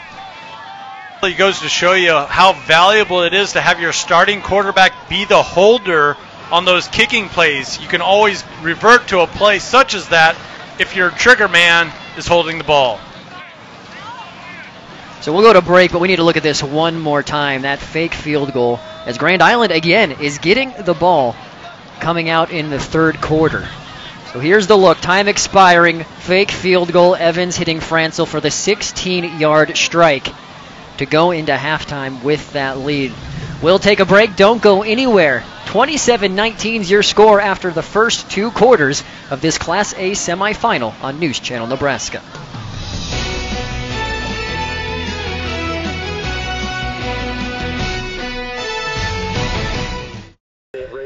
Well, welcome back here to Bellevue West High School. Brandon Axamit, Andy Klassen with you. Glad you're with us for the halftime show, brought to you by your locally owned USAVE Pharmacy, where we support our communities and area athletes and are proud to be the lower price leader with the Hometown Touch. Find a location near you at usaverx.com. Well, this first half certainly had everything we could have hoped for from an entertaining point of view. Grand Island comes out and actually scores the first 2 touchdowns, taking a 14-0 lead. Then Bellevue West answers back. Pass to Xavier Betts, 2 touchdown runs by Ducker. Makes it actually 21-19, but to end the half, I believe officially was a 23-yard fake field goal from Cole Evans. The pass to Francel for the score, and again, it all happened because of the iced attempt by Coach Huffman for Bellevue West, where the field goal ended up being blocked, but they called the timeout before the field goal, and then the Islanders decide to dial up the trick play.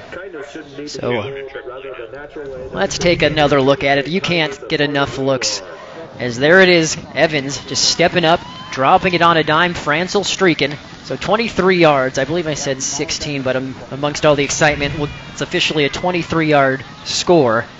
And if you're Grand Island, you're going into half with a heavy lead. You have all the momentum from that play, and you get the ball coming out at the break as well. So certainly a lot of excitement here for Islander fans, but of course Bellevue West, you don't want to count them out either. There's plenty of time. They have plenty of athletes and playmakers, but this is where both coaches go into the locker rooms and make their adjustments. We'll take another break here. We'll talk about some stats and go over some highlights in its entirety from the first half action. When we return, you're watching Class A state semifinal football here on News Channel Nebraska.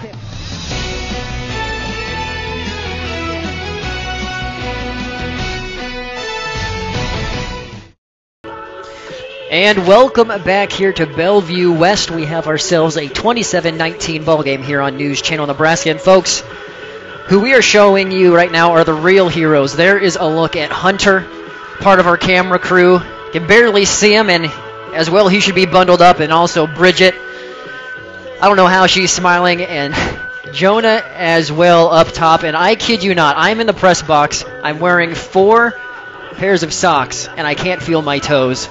And I don't have gloves on to do stats, and my fingertips are losing their feeling as well. So what those camera ops are doing and the shots they're bringing at home is certainly something we're very grateful for, and the amazing work they're doing. Hope everybody at home that's warm's enjoying the broadcast as well. 27-19 here at halftime, as we'll take a look at all of those highlights that got us to the point we're at, 27-19. This is Mr. Jay Ducker, 15 carries for 112 yards in that first half. Of course, nothing surprising here, but what ended up being a big play for the Islanders, Bellevue West going for it on 4th down, and the Islander defense holds in the first quarter to make the big play.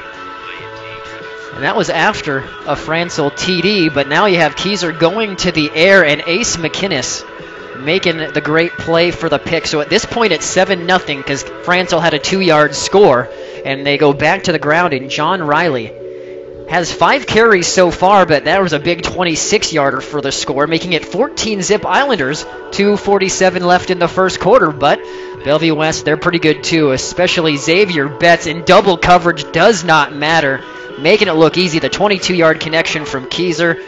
Missed 2-point conversion, so it's 14-6. That's at the very end of the first quarter. Ducker again doing what Ducker does, hurdling defenders, making plays seemingly every time he touches the ball. It would end up setting another score. This time Ducker out of the Wildcat takes it 12 yards in for the score.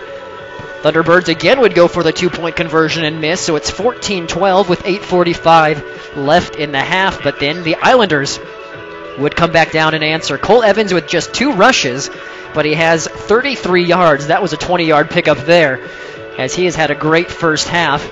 And then Evans to his favorite receiver, Mr. Douglas, he was tackled at the 2-yard line. Douglas has receptions of 22 yards and 29 yards. It would set up this score, though. The read option tricking everybody as Evans trots into the end zone from 2 yards out to make it 21-12 at the 6:45 mark. But once again, Bell West answers.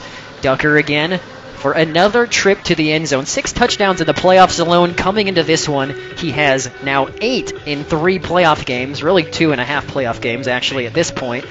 But it's 21-19 after the PAT, and here is what could end up being the play of the game. Islanders drive down the field before half, have a chance to kick a field goal. The field goal is blocked, but the timeout was called by Bellevue West, so they get a second chance, and you see what the Islanders draw up there. 23-yard fake field goal pass from Evans to Franzel, making it 27-19 as time expires, as the Islanders head into the locker room with all of the momentum and will get the ball coming out in the third quarter. We'll take another break here. You're watching the USafe Pharmacy halftime show. We'll talk a little bit more stats and get ready for this second half when we return here in Bellevue.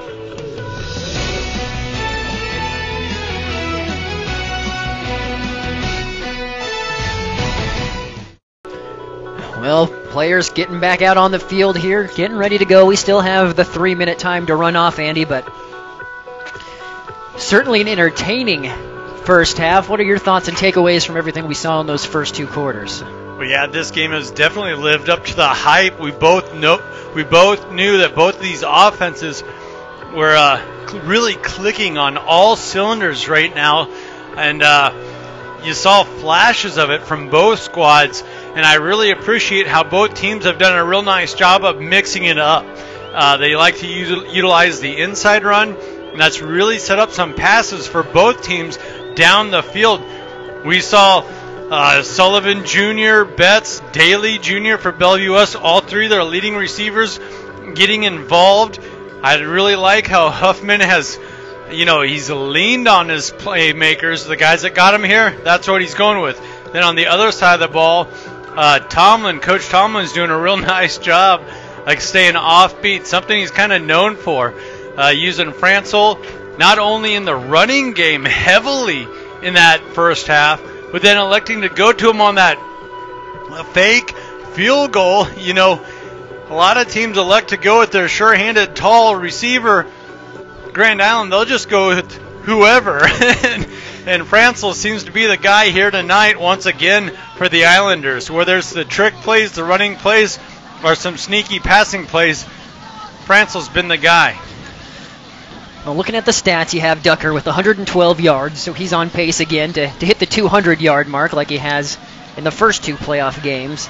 Then you have Keyser with 30 yards rushing, and you look at Grand Island. Riley, 5 carries for 50 yards. You have Evans, 2 carries for 33 yards. Franzel, 11 carries for 49.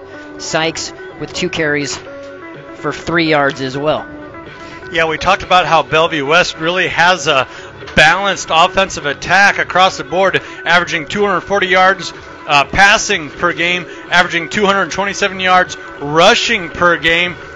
Well, Grand Island kind of takes that balance to a whole new level, where they have 7 players that average 10 yards or more receiving per game, and they also have 6 players that average over 20 yards or more rushing per game. I mean, that's crazy to have that many players involved and that heavily involved. So each skilled guy for Grand Island is going to get 3 or 4 touches a game, and they turn those touches into big-time yardage. It all starts to add up, especially in the fourth quarter. You see these stat lines start to go up for all these different players for the Islanders.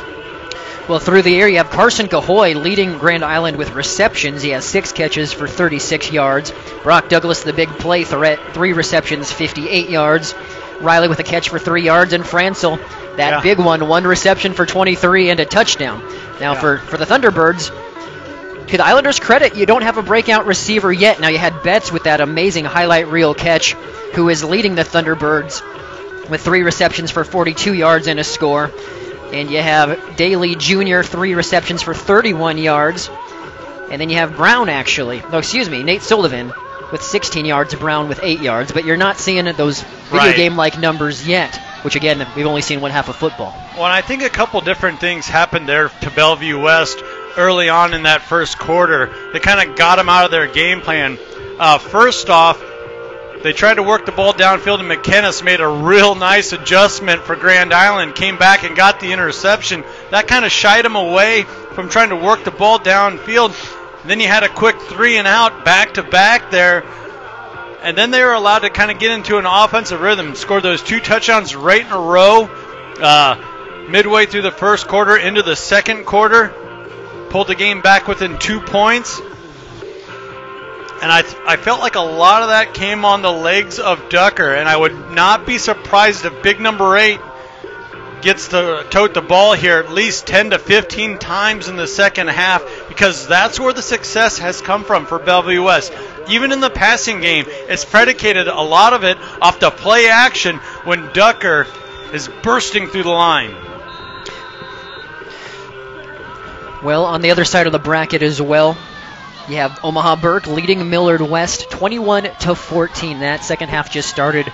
Burke actually took its opening drive down to the 28, or rather down to the 6 and missed a 28-yarder. That courtesy of Nick Rubeck on Twitter. So, again, the winner of this game plays the winner of that game, and we had some trickery here. But the Islanders will get the ball. I think more than anything, Bellevue West just does not want to kick that ball deep to these lethal returnmen for the Islanders, electing to just keep kicking the ball high and delivering it to the upbacks. That also allows your coverage team a lot of time to get down there when you kick those high sky type of kickoffs. Well, whether you're a weekend warrior, occasional hiker, fitness fanatic, or advanced athlete, Grand Island Physical Therapy can help you improve your skills, prevent injury, and how about that? A fumble to start things for Bellevue West. Again, prevent injury, stay healthy. Grand Island Physical Therapy is a proud supporter of the Grand Island Islanders, who find themselves in a tough spot here to start the half. That is exactly what Bellevue West needed, and not sure what happened there. Evans just was unable to handle the snap. Yeah, and I called out big number 90 Jalen Powell for the Thunderbirds earlier tonight with those 57 tackles, 17 tackles for loss. Once again, getting in the backfield, being Johnny on the spot, picking the ball up off the turf. And that could not have been any better of a start for Bellevue West. They now have a short field. And that whole advantage we were touting all halftime. Grand Island gets the ball coming out of the break. Grand Island gets the ball. Well, there it was, and Thunderbirds now have it back. Yeah, it really flips the script as far as the second half and how it was supposed to begin.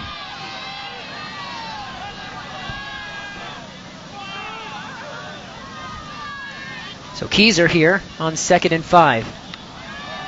Ducker up the middle. Ducker coming right at you in your living room. Extends the play, and he is in there for the 22-yard score. Wow, and we were running out of ways to describe him in the pregame, and you saw just a little bit of everything on that play. Little counter action, tough running up the middle. Then you see him making guys miss, and then a little bit of power there with the stiff arm to get himself into the end zone. Third trip to the end zone here today for Ducker. And it looks like Bellevue West is electing to just go for the straight-up two-point conversion. No trickeration whatsoever. Ducker on the Wildcat. He pitches it, and it's taken in for the score. I believe that was Justin Cheney with the two-point conversion. And we are tied up. I believe that was a Wildcat formation with Ducker taking the snap and the shotgun. And how quick was that? 4 plays into the half, and we have a tied-up ball game. Everything was going momentum-wise the way of Grand Island. Bellevue West making a huge play on the first play of the second half, getting the takeaway, jumping on the fumble. Powell, the big man, getting penetration up the middle. 3 plays later, Bellevue West ties it all up. Islanders will try to answer here, but my goodness, now it's time. If you're Grand Island, you have to weather the storm and bounce back. You can't allow that to affect what you're trying to do here, but certainly the advantage you had is gone. It's 0-0, Andy. Here we go. 2 quarters to play. It's all gone. And then, another sneaky play that we didn't even have time to talk about because we just had so many haymakers from both sides was that blocked PAT just before the half ended. Bellevue West able to get the block. Grand Island would still be up by 1 point, even with that 2-point conversion, had that PAT made its way through the uprights. So there's just been huge plays throughout this entire game. Really momentum shifters for both sides.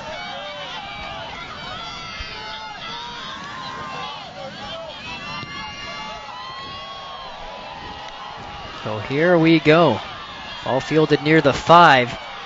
And Kojo Atikpahu gets brought down at near the 25. Now, I'd like to remind you that our streaming sponsor here tonight is brought to you by the University of Nebraska Kearney. UNK is the most affordable university in the state.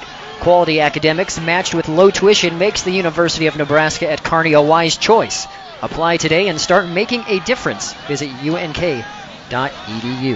Well, you highlighted it in the pregame, Brandon. One of your 5 points was mental toughness. Well, Grand Island's going to have to show a lot of mental toughness right now coming off the turnover. Can they put together a sustained offensive drive? John Riley on the swing pass. Picks up about 4. Can't afford a 3 and out here. No, you really want a sustained drive. You don't necessarily need to score a touchdown or anything like that, but you kind of want to answer a little bit and kind of slow things down, allow your defense to kind of catch their breath, because Bellevue West just jumped on you first thing to open things up here in the third quarter. And Sykes nowhere to go. Plugged up. Yeah, now you're seeing what momentum can do for you. Everybody's playing with their hair on fire for Bellevue West. Been really impressed with how the defense is rallying to the ball. They started to really get into a groove midway through the second quarter. You're seeing it bleed over into the third quarter here. Tackle by Matt Thompson. Here comes the pressure. Nobody in the middle of the field, though, and that extra effort right there by Riley got him the first down. Yeah, Riley, you could just see the determination he finished that playoff with there. Knew where the marker was, put his head down, and got upfield.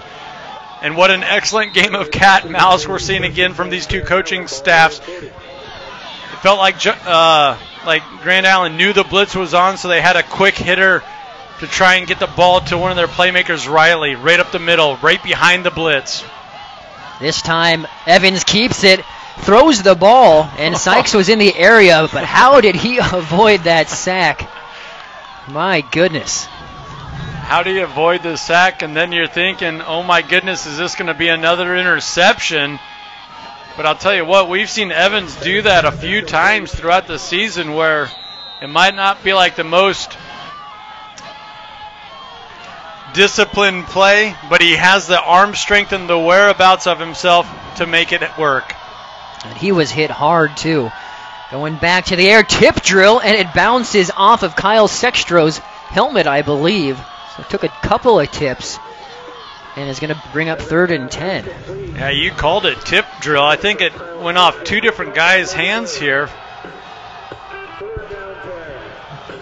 Yeah, you had Logan Bird, the linebacker for Bellevue West, had a real good look at it. And then behind him, you had Sextro that could have hauled it in as well. Home fans here on their feet, stamping on the bleachers, and that one comes up short for Douglas.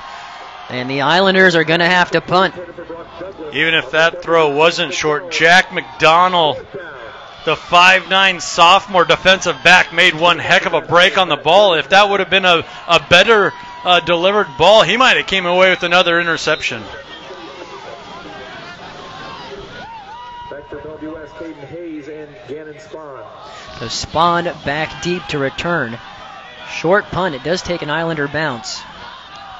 And it'll be downed inside the 30. Well, how about that? If you're Bellevue West, you have a chance for your first lead of the ball game if you put points on the board here. And it came off of a turnover. That was another one of your 5 points, Brandon, was win the turnover battle. Bellevue West getting a timely takeaway to start things off in the second half. Delivering another one of those haymakers, as I like to call them, as far as momentum swing type of plays to start things off here in the third quarter. Ducker trying to stretch the field, cuts it up. Brought down by Wentling and Sam Sims. Good gain on first down. Yeah, real nice gain, and there you saw it from Ducker. He's not just a guy that wants to utilize his speed and get to the sideline and scamper downfield. As soon as he saw a little bit of crease in the defense, he put his foot down and got upfield for a real nice 7-yard gain there on first down. Man motioning across in Brown. To the air. And just over the hands of Sullivan. He had the one-on-one coverage on the post. Keir just missed him. Yeah, it was there. Just a little bit of play action there to Ducker. Opened so many things up. You had a clean pocket. You had a streaking receiver. Just a slight overthrow there for Keyser. Replays brought to you by Great Western Banks in Grand Island, Kearney, Hastings, Holdridge, and Broken Bow. Hometown bankers empowered to make fast decisions so you can be great with Great Western Bank. 3rd and 3, back to Ducker, has a big hole up the middle. And that is enough for a first down. Pickup of 6. My goodness, what a special running back. Everybody in the stadium knew the ball was going to him. The fake actually was going to him. The defense was all sucked in, looking right at number 8. He was still able to get his hat down and pick up that first down.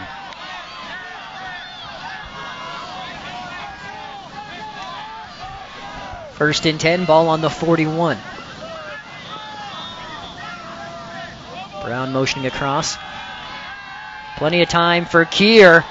Kojo Atikpahu in coverage. Kojo Atikpahu has his 3rd interception of the season, the 2nd pick of the night for this Grand Island defense. And you're going to see it on the replay here. Atikpahu had a real good read on this ball the entire way. Had his eyes on the quarterback, knew where he was on the field. I like the play call from Bellevue West, just trying to get their playmaker Betts. Another shot at the ball there. Atikpahu, just too good of coverage, too good of cornerback for the Islanders. So a real chance now. After you fumble it, you get a turnover back for the Islanders. Can you turn it into points? I'd like to remind you that advanced radiology in Grand Island, Kearney, York, Crete, Lincoln, Omaha, and Fremont is proud to support the Islanders as they compete here in the playoffs. Hand off to Riley, and there he goes, lowering his shoulder. And a pickup of 10. Now also for advanced radiology, Doctors Allen, Budler, Himmelberg, and Pfeiffer, serving all of your diagnostic and interventional radiology needs, cheering for the Grand Islanders and a victory. First and 10 Islanders, ball on the 29. When we talked about it during halftime, I felt like both teams need to kind of get back to that inside, that ISO running game. So many things are predicated off of running the ball in between the tackles. You got to keep the defense honest. There's Riley again for a short pickup of 2.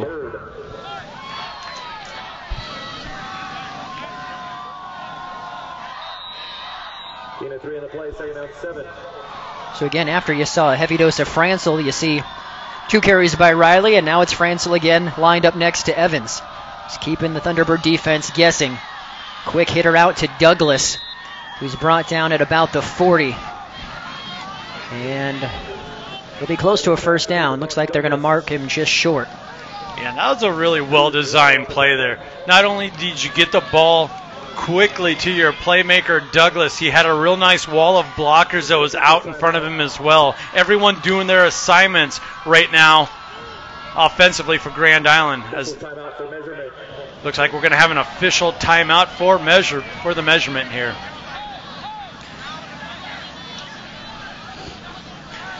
Well, while we get the measurement, we'd like to remind you to feel free to interact with us on social media, specifically on Twitter, at NCN Sports. Give us a follow. Give us a tweet, as that is just short. Let us know where you're watching from, who you're cheering for, anything else you might like to throw out at us on Twitter with a tweet.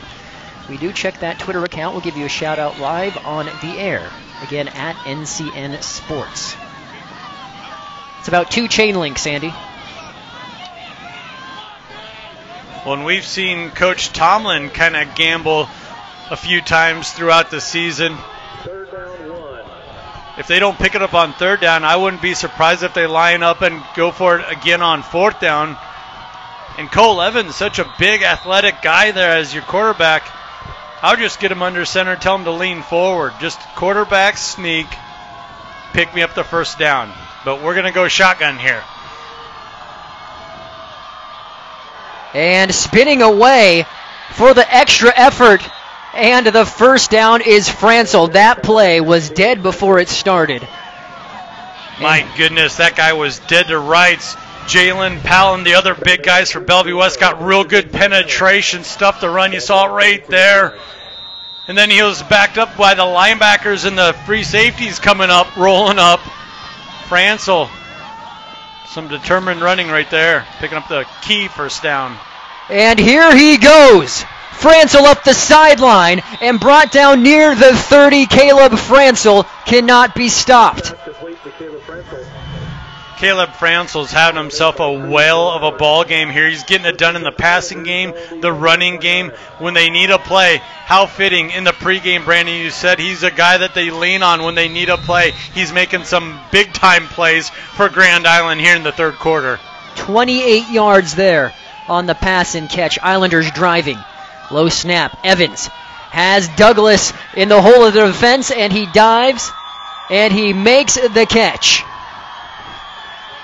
My goodness, that was an impressive play. That was a low snap. Evans kept his poise, didn't get flustered, looked up to his guy, and just threw a bullet. That ball was in the air for a long time. It looked like a bad pass, but that was really a tough pass to complete, and he threw it to where only his guy could get it. 15-yard pickup. This time it's Wentling on the screen, his first reception. Gain of 2.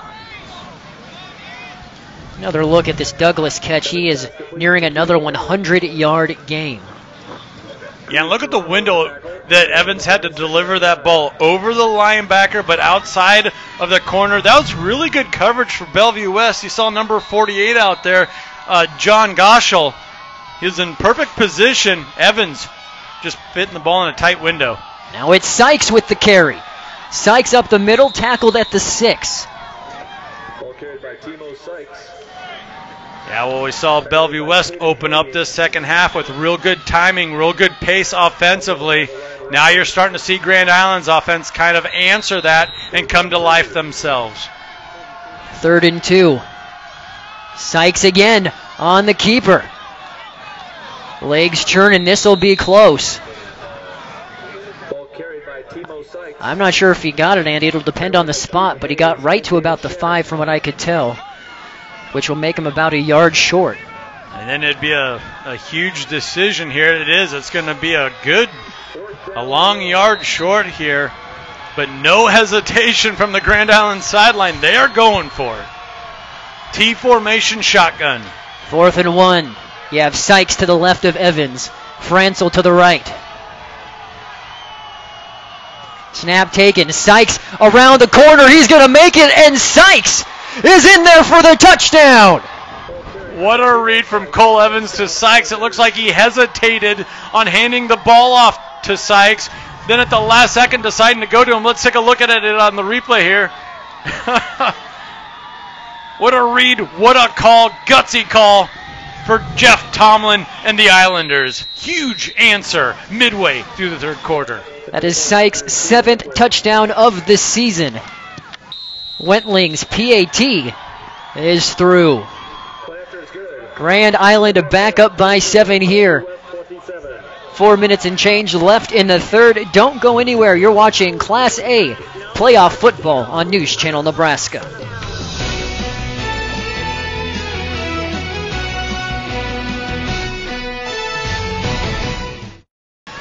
Welcome back here to Bellevue. Central Nebraska Orthopedics helping make this game possible. From advanced surgical techniques to sports medicine expertise, Central Nebraska Orthopedics is dedicated to the motion of life. Brandon Axman, Andy Klassen with you here for this Class A semifinal clash between Grand Island and Bellevue West.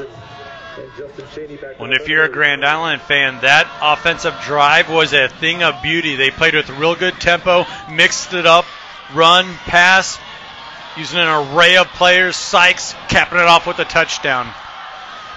Now, nice run up the sideline. I think there is a flag, though, back at the 30. Now, that was Justin Cheney who scored on that 2-point conversion. This one, though, is coming back. Yeah, Justin Cheney, a more than capable running back for Bellevue West, also gets involved in the return game. Has over 400 yards rushing, backing up Mr. Ducker.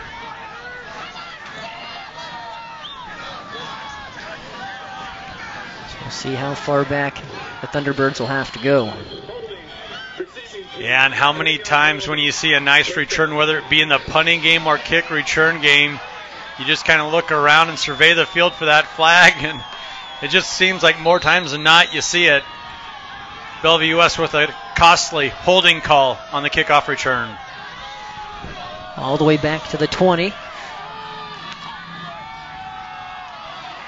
And Ducker stuffed there. He was hit by Hofelt and went down. Not many times you say a gain of 1 or less for Mr. J. Ducker.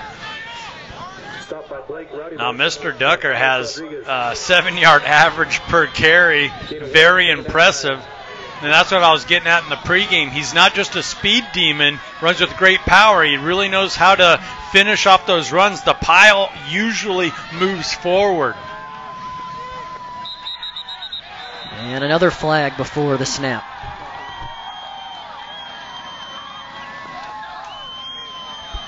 Yep, and Bellevue West just getting started a little too early there. Illegal procedure. And you see that a lot of times with these spread offenses, you know, where they get their running backs and their quarterbacks involved in the running game. The offensive linemen start leaning forward, and sometimes they can't hold back. They just kind of jump the gun a little bit. That's what happened to the Thunderbirds on that particular play. 2nd and 14. And there's the post route a little bit behind. Searching for Sullivan. Yeah, and that was a difficult play to defend. I really liked the design. You had a crossing route on the bottom of your screen there between Sullivan and Betts. I mean, who are you going to pick up? That's like a pick your poison type of deal. Grand Island's defensive backs doing a pretty nice job hanging in there this evening. 3rd and 15. There's a little swing pass out of the backfield for Ducker. Francel making the tackle, among others, gain of 5. That makes it 4th and 10 after the penalty. My goodness, Francel is just putting on a teach tape clinic here tonight defensively as well. Kept his leverage, fought off his block, threw his block to the side, then secured the tackle. Look at this. Keeping his outside shoulder open, not allowing the back to get outside, then losing his block and securing the tackle. My goodness, what a play. And Douglas makes the fair catch at the 49. Islanders will start in Bellevue West territory. Well, Eeks Office Solutions has 13 locations across Nebraska. Eeks is there for all of your business needs. Visit Eeks.com for more information. Also, we asked you to tweet at us at NCN Sports. We've got a couple of Grand Island fans. Garrett Dunning, you remember the name, Andy? Tweeting at us, let's go Islanders. I talked to him a few times after some broadcasts in seasons past. Also, Jim Garrich tweets at NCN Sports, rooting for the Islanders from Omaha. Well, all right. I bet they're in a warmer place than we are. I certainly hope so for their sakes. 3:22 left in the third to start this drive, and it's Evans who will keep it for a 4-yard pickup. Pretty nice run there for Cole Evans, seeing that nothing was outside as Bellevue West did a real good job getting outside, not allowing Grand Island to set the edge, but Cole Evans, a talented runner in his own right, was able to cut it up for a nice little gain of 4 yards. And there's Cahoy again on the screen. That is Cahoy's 7th reception, 7-yard gain. Now, I'll tell you what, this is really nice defense right now for the Thunderbirds. They're right there where they need to be, where they're supposed to be.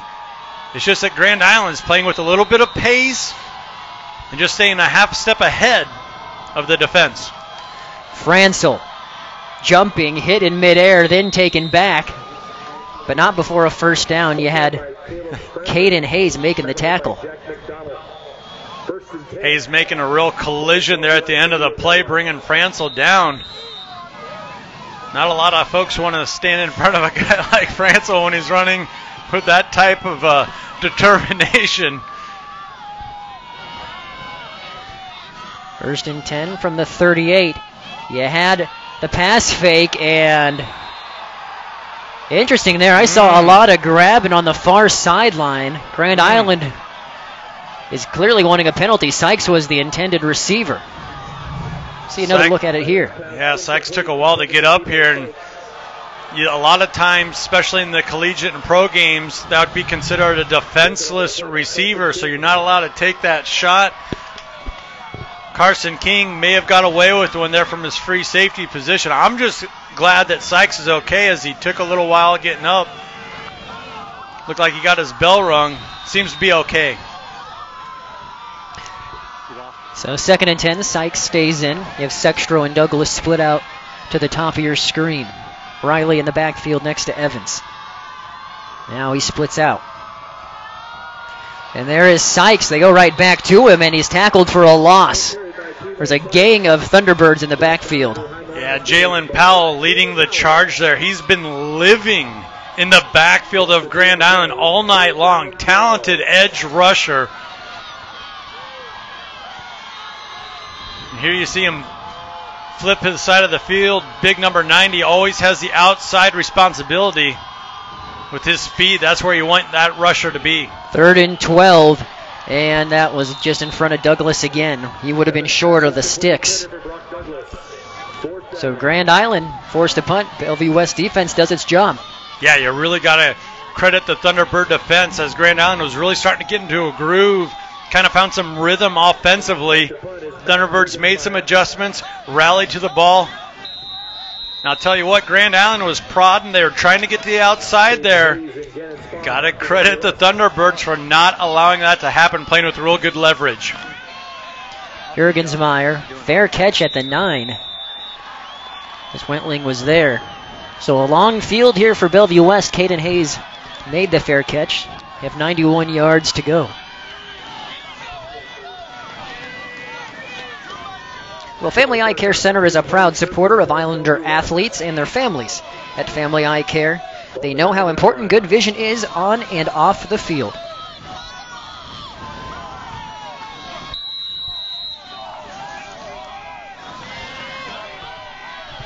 Brandon Axford, Andy Klassen with you. Grand Island with a 7-point lead here late in the 3rd quarter. A trip to the state championship on the line. And Keyser continuing to go vertical, juking, lowering his shoulder, and an impressive run by the quarterback. Very impressive run, and he made a real nice read, electing to keep the ball there, trying to get outside. Doing so, made a real nice move to get to the sideline. Then he saw a little bit of a power there, or lowering the shoulder there to pick up another yard or so at the end of this play. Also catching some nice blocks. Saw Jack McDonald there. That's a 12-yard gain. Now it's Ducker's turn. Ducker running over McInnes. Still going. Ducker tackled inside the 45 for a monster run. Yeah, Ducker just runs with such good balance there. You said running over McInnes. Well, yeah, he did, but he never lowered his shoulder, kept his head, kept his vision upfield. That just shows you the type of power that he really brings to the table with that speed. 35-yard carry. Once again, will be no surprise if Ducker hits the 200-yard mark here tonight. Bottled up there. After a 4-yard gain, though. Such a big push up front. I was going to say, now you're starting to see the big fellas up front from Bellevue West starting to do some work in this spread-style offense, opening up some gaps here for Ducker to find.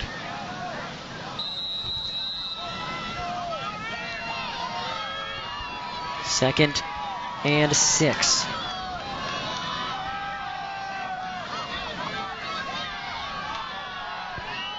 Trips to the far side.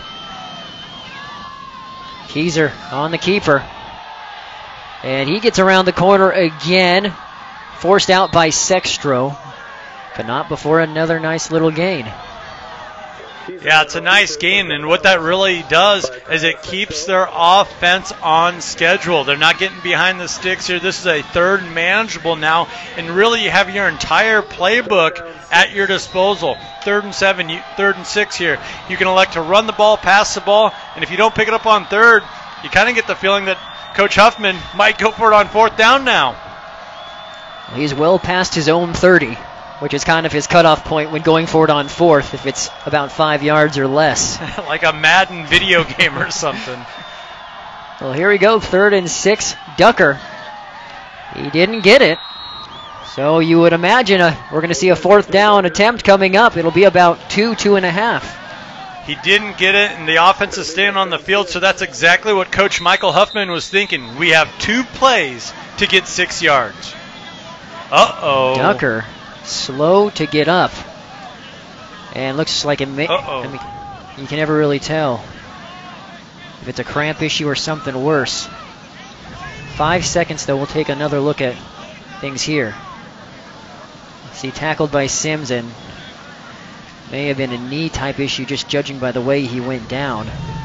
Well, you saw he tried to get up quick there, then electing to go back down, getting some help off the field here from his coaches and players. Well, it's good. To see that he's putting weight on it. He has help, of course, but yeah, hopefully Jay just has to take a couple of series off here. Let's take another look. Ankle or knee got twisted up just a little bit there. I don't know. I'm not sure. But hopefully he just has to sit a couple plays out, get stretched out a little bit, and can get back into the game. That would be a shame to see a talent like him have to sit out an entire quarter here. And so it's also a big 4th down upcoming. And there the clock's going to run and should wind down here. So we're going to have to wait till the 4th quarter to see what happens. We have ourselves a ball game, 34-27 here in Bellevue. Don't go anywhere.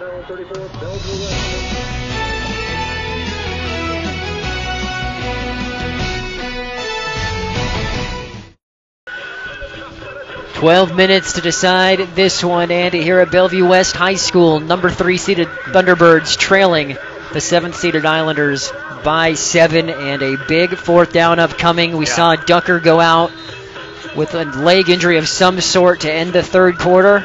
Not sure what his status is at this point. Well, either way, he has to sit out this play before he can come back into the game. And this has been a game of big plays, none of which bigger than this one right now.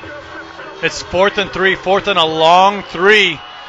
Let's see what Coach Michael Huffman dials up here for the Thunderbirds, as we're seeing an odd formation to start things off. Trying to catch the Islanders off guard. And it's a shovel pass, and it's blown up. And stopped, turnover on downs. I wanted to wait to see the jersey, but I knew who it was, Caleb Francel. Oh my goodness, yeah, he totally just blew that play up, didn't allow it to develop whatsoever. Thunderbirds trying to do a little misdirection there, going with the jet sweep to Betts. Francel beating Betts to the ball. The junior just continues to make plays. Huge drive here for Grand Island and a chance to make it a 2-possession game. Hand off to Riley, and he is sent back at the point of contact. Nice tackle. Logan Bird flying in there. Gain of 1. Well, just like the offensive line for Bellevue West is starting to get into a groove, I feel like the front 4 here defensively for Bellevue West has done a real nice job of shoring things up, getting a real good push to start off a lot of these plays. Sykes open at midfield, and he gets a nice pickup pushed out near the 44. It's enough for a 1st down. Yeah, and when you're getting beat up front or you're having tough sledding up front, what do? You get the ball out quick. You utilize your speed on the edges. Grand Island with a real nice counter punch on that last play call.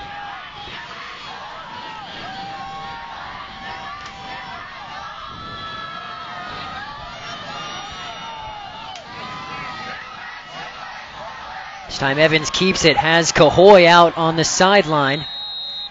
Gain of about 6, maybe 5. Cahoy now 8 receptions. He is that possession receiver here this ball game. You know, in a lot of these passes, they're not downfield. They're just from sideline to sideline. It's the blocking on the perimeter that allows Grand Island to rack up these yards, these receiving yards throughout a game. Right up the middle, here we go. Francel again. It takes 3 Thunderbirds to bring him down. Yeah, and that's just punishing running again from Francel. And that's really hard on a defense, too, when you get a fresh set of legs, especially legs like Francel, that when he runs the ball, he runs with bad intentions, always finishes those runs off with his hat down, looking to deliver the contact, not take it. That was a 13-yard pickup. Here's John Riley. Riley bouncing off defenders. There's 13 more yards.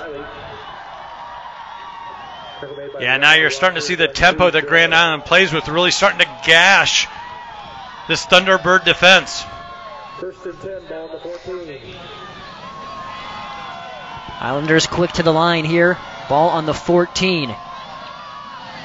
And Francel down inside the 10. Like to remind you, Fireplace Stone and Patio is a proud supporter of area athletes. Warm up after the game with Heatolator inserts. The #1 preferred brand. Beautiful warmth awaits at Fireplace Stone and Patio. Inspired living inside and out. Yeah, and the big nose tackle, Tyler Cheney, who's had a real nice game thus far, did a good job of shooting the gap and tripping up Francel before he got a head of steam going there. Back up the middle, Francel. It's about 3 more. And this Islander offensive attack is just relentless. They're going to test you on the edges. They're going to work the ball in the middle. And then you got a talented quarterback in Cole Evans that can also air it out. Really keeps you on your toes. Francel and Riley alongside Evans as Riley motions out. Francel up the middle. He's stuffed. Short gain. I think we're going to have a 4th down coming up. And a mass substitution here for Grand Island. I don't know if they're going to elect to go for the field goal. It's their field goal unit took the field. This will be a 23-yard attempt for Wentling. And this is somewhat of a gutsy call, too. They had that PAT blocked. Oh, no. Did it? Oh, my goodness. You saw the 60-degree wedge earlier, Andy. What degree was that? It cleared the crossbar by about a foot. That was definitely the lob wedge, no doubt about it. I don't know if that was a 60-degree or 54-degree, whatever, but just enough on it there for the 3 points, putting them up 10. And that could be a big field goal down the stretch here in the 4th quarter. 10-point lead here for the Islanders.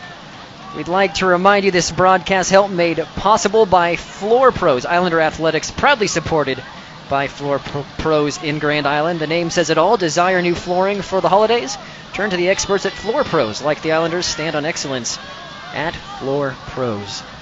And I tell you what, both of these coaching staffs are extremely bold in their play calling and how they like to blitz, bring the pressure defensively. Offensively, they're constantly pushing the envelope, going for it. I thought the riskier call there was actually kicking the field goal rather than trying to pick up 3 or 4 yards on 4th down, as your kicking game hasn't been all that consistent. You had some short kicks, some line drives. You had some high kicks like you just saw there. And then you also had a PAT blocked at the end of the half. I was a little surprised there that Coach Tomlin had the kicking unit take the field. Well, the call paid off as Wentling hit it from 23 yards. Here's Keegan Johnson still going, tackled near the 35. All right, well, we talked about mental toughness early in the 3rd quarter for Grand Island when they had a couple things go against them as far as some turnovers, some 3 and outs. Well, they answered the bell and have gotten back up by 10 points here. Now it's going to be a mental toughness type of scenario here for Bellevue West. Can they keep their composure, put together a drive here, and get back in this game, get it back to a one-possession game? First and 10 from the 34. Keyser rolling out pump fakes. And then dumps it off on the check down. And a nice catch by Mason Brown. Let's credit Justin Cheney for a real nice block there, helping his quarterback out, allowing him to have the time, to get the ball down the field for a real nice 9-yard gain on first down.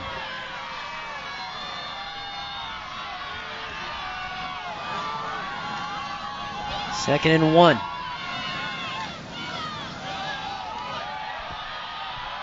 And not much there, but looks like enough for a first down. And again, that's Justin Cheney. So Dunker still not in after that injury to end the third. Cheney did a real nice job keeping his feet. The second effort is what got that first down. First and 10, ball to 45.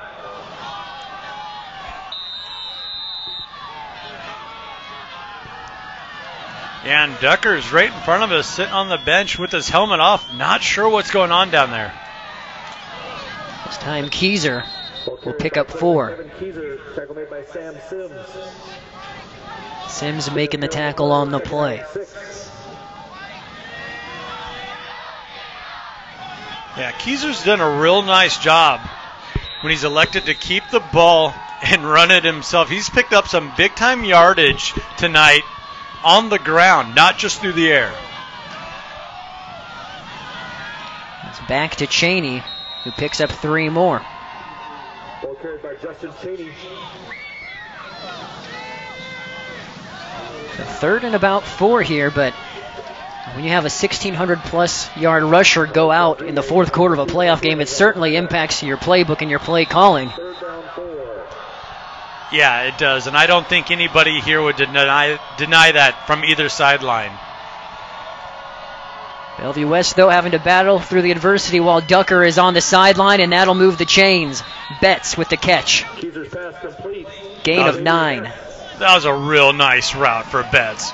Going down the sideline, snapping it back off right on time. You can tell these guys have done that a couple times. Keyser to Betts. Real nice route. Look at the separation he had there on a Tikbahu.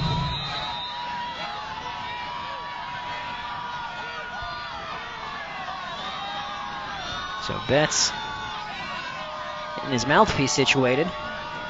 First and 10, ball on the 42. You see a Tikbahu playing about 10 yards off, which isn't the worst idea.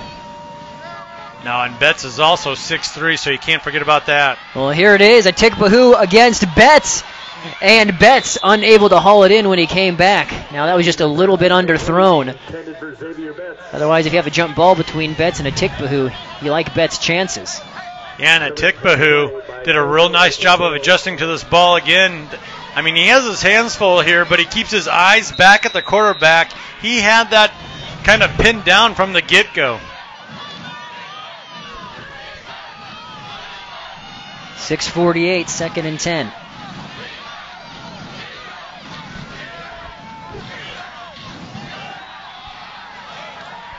And Cheney spinning. We'll get about 3. And Francel did a real nice job of crashing down on that play from his outside linebacker position. I believe he was the first one to the ball carrier. Well, here we go. So Ducker is back in, lined up in the slot here. Got 5 wide. Empty backfield.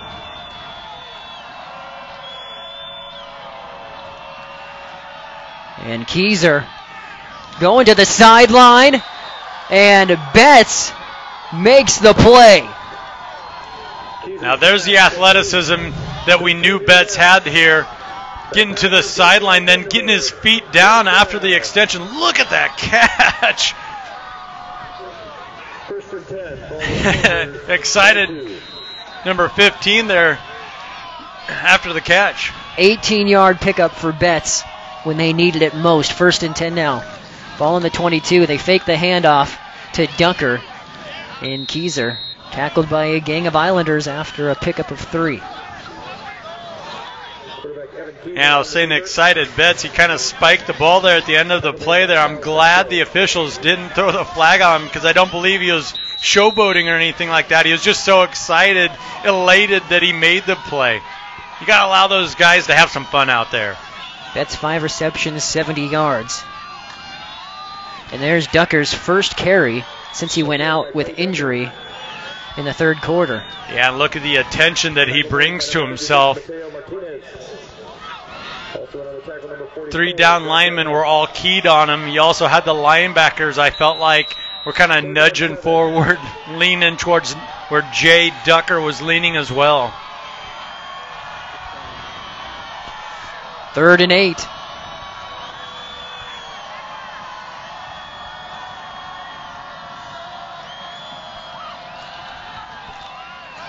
Keyser on the screen. And Tickbahoo trying to rip that ball out. Keyser's pass complete to Caden Helms. And that was Caden Holmes, his first catch of the game. I'll tell you what I really like about what Helms did was at the end of the run, he split the defenders and really drug them down the field for another 2 or 3 yards. Now you had a Tickbahoo, second one to the ball, trying to rip it out, make a play, create a turnover. But let's credit Helms for picking up a couple additional yards there. And believe it or not, Helms, a 6'4" freshman for Bellevue West. Keyser to the corner of the end zone and knocked away. That was actually Brock Douglas on the coverage of Brown. Mason Brown had a play at the ball there. I think he got his hands up on it. He would probably like to have that one back. We know he has the capability of making that play. And Keyser delivered a pretty gosh darn nice ball there, all things considered, rolling to the right. Oh, tight coverage. That would have been one whale of a play had they been able to hook up on that one. Trips to the far side, 2nd and 10. Plenty of time for Keyser. To the end zone, Douglas nearly had an INT. That ball just hung up in the air just a little too long for Keyser. If you're going to throw that ball from the bottom of the field across the field, it's got to get there in a hurry. Look at how high that ball was thrown and how much time the defensive backs for Grand Island had to make a play on it. And that's surprisingly one of the only balls Douglas has dropped today. 3rd and 10.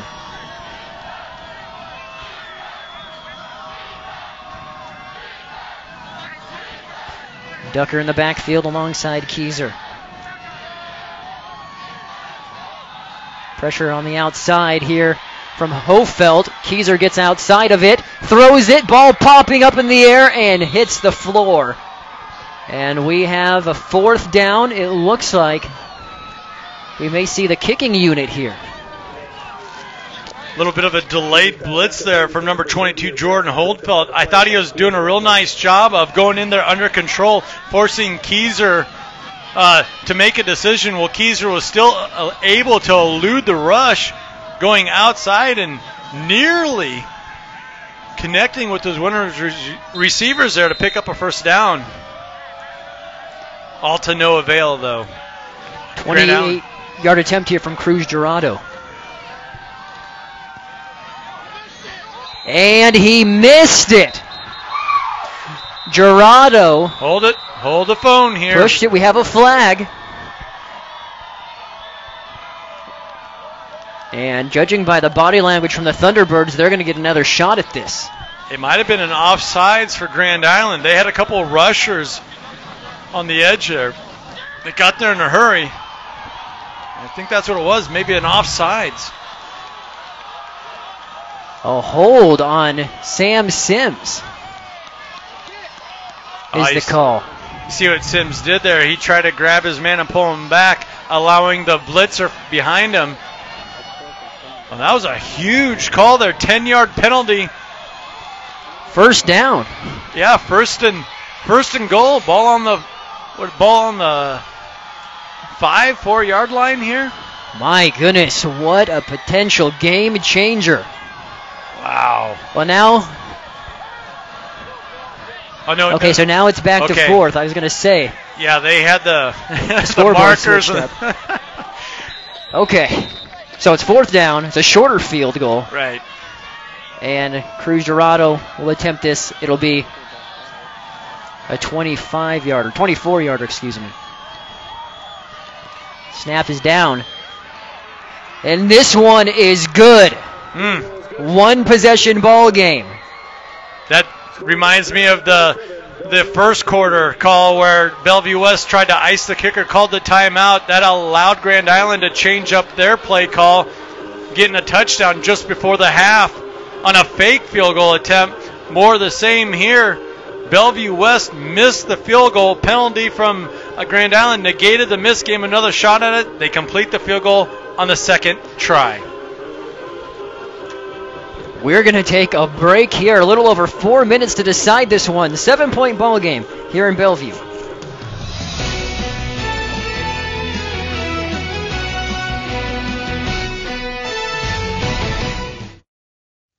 .417 remaining here in this Class A state semifinal. Trip to the state championship on the line. Brandon Axemit, Andy Klassen with you for all of the action, but the Thunderbirds cut it to 7 with that field goal by Gerardo. And this game is living up to everything we thought it would be. Really love the composure that both squads have been playing with here tonight. You wouldn't expect anything less in the third round of the Nebraska Class A football playoffs. A little bit of a squib kick there. And the Islanders fall on it. I'd like to remind you that whether you're a weekend warrior, occasional hiker, fitness fanatic, or advanced athlete, Grand Island Physical Therapy can help you improve your skills, prevent injury, and stay healthy. And they are a proud supporter of the Grand Island Islanders.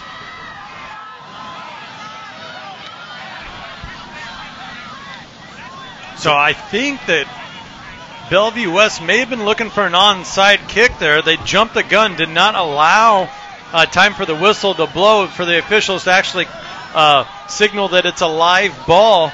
As it is, going to back it up a little bit here and redo it.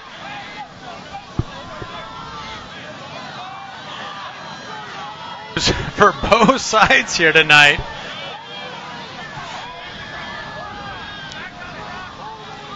And you would think the cat's out of the bag. Bellevue West probably will not elect to go with another onside kick here.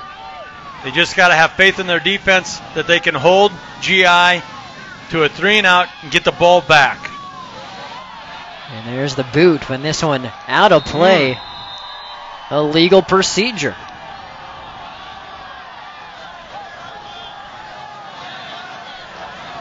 Well, 4:17 to go. Again, we asked you to interact with us on Twitter at NCN Sports. We have several tuning in. Brian Bidalik at NCN Sports, warm in Omaha, watching the Islanders from his TV, saying go GI.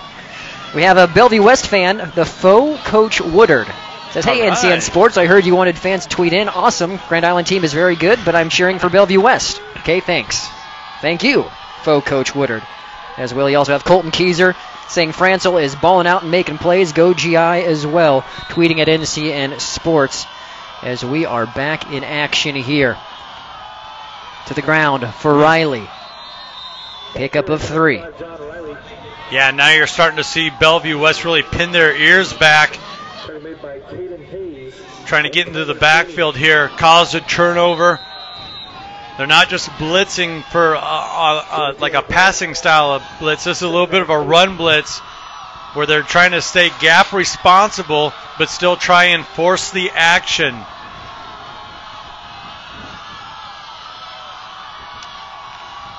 Second and 7.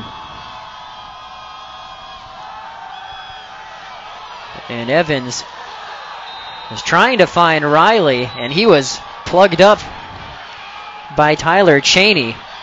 Yep. That's that front four really going to work here. They've had a really nice game for Bellevue West. Can't say enough things about Cheney, Powell, Shannon, all these big fellas up front doing some nice work here for Bellevue West tonight. 3rd and 7. And you see the bottom of your screen there, big number 98, Thompson's doing a real nice game as well. He has 13 tackles for loss to his name as well. Evans with time up the middle. Hauled in for the catch for Francel. 13-yard gain, and the sticks move. My goodness, you do so many things well. And then Grand Island just once again slams the door, picks up a huge first down on 3rd and long. And to who else? Francel working the seam route. Cole Evans delivering a real nice ball, catchable ball. I'll tell you what, that coverage was right there as well. It's just another one of those cases where great offense beats good defense. Francel again right up the middle. Islanders continuing to chew up clock. Tackled by David Shannon. Get a 2 on the play, 2nd out 8. Yeah, now you're starting to see Grand Island kind of take their foot off the pedal a little bit here, trying to salt away some time, as you mentioned, Brandon. You really got to admire that about their offense. They don't just play high tempo, they can slow it down if need be. And Sykes unable to haul that one in, so the clock stops, and you have a 3rd and 8 here. Yeah, ball went off his hands, but McDonald had real nice coverage, number 19 for Bellevue West. Well, our streaming sponsor tonight is UNK, helping make this broadcast possible. Most affordable university in the state. Quality academics matched with low tuition makes the University of Nebraska at Kearney a wise choice. Apply today and start making a difference. Visit unk.edu. 2:32 to go. 3rd and 8 for the Islanders. Big 3rd down. If there was ever a money down on 3rd down, this is it. Back to the air. Douglas catches it. He has a hole in the defense, and he has a 1st down. That may have been the game changer. Yeah, that was a backbreaker. Man, Bellevue West had that sniffed out. The players were there. Douglas just made a guy miss and got upfield. That was well short of the 1st down marker. Douglas doing a real nice job. Nothing too fancy, but just enough to cut through the defense and pick up a critical 1st down on 3rd and 8 with less than 3 minutes left in the game.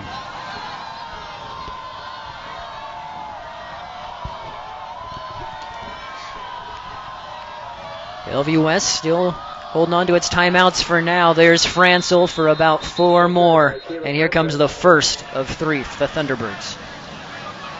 Yeah, now you're seeing a couple of those big guys up front for Bellevue West slow to get up.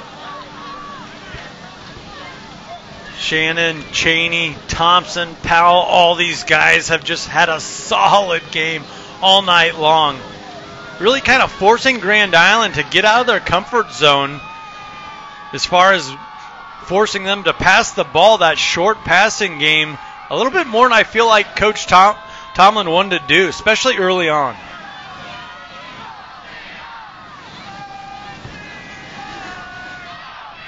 So if you're Grand Island, you move the sticks one more time with Bellevue West only 2 timeouts, and you're feeling very good about where you sit and your chance to be going to Lincoln and Memorial Stadium. Now, we already mentioned Bellevue West, the 2016 state champs, just 2 years removed. Grand Island has 1 state championship back in 1978 and 2 runners-up in 87 and 1990.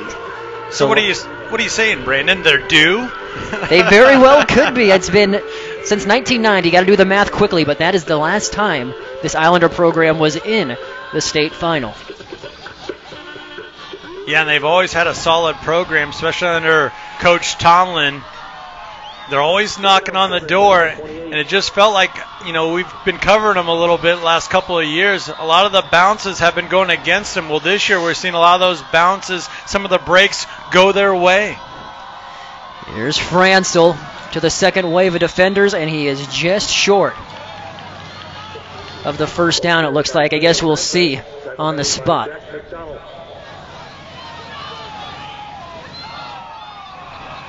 Looks like he's going to be about a half-yard short. Third down 1. Going to bring up a 3rd and 1. GI still playing with real good patience here, bleeding some time off the clock. And if you're a Bellevue West fan, you got to have a stop here. You got to get some penetration. If they beat you over the top, so be it, but don't allow them to run the ball here. High snap. Grabbed by Evans. There's the first. Picked up by Sykes. And the Islanders pretty much have this one in the bag, barring some mistakes here. You can run out the clock. Yep. And, you know, it's pretty easy for me to sit up here and say you got to stop the run. Well, when you have all these different running backs and all these different formations, much easier said than done. Sykes barely got it. And I'll tell you what, Bellevue West has played an inspired game all game long, especially defensively. They've hung in there. Might just be a little too much down the stretch from these Islanders. Francel cutting it up. And Francel still going, brought down at the 12 after a 9-yard gain. Well, it looks like we have a Thunderbird slow to get up. That might be Ryan Rogers on the edge there. Yeah, that's Rogers. We're going to have a injury timeout. Hopefully the young man's okay. Looks like he's grabbing his left shoulder.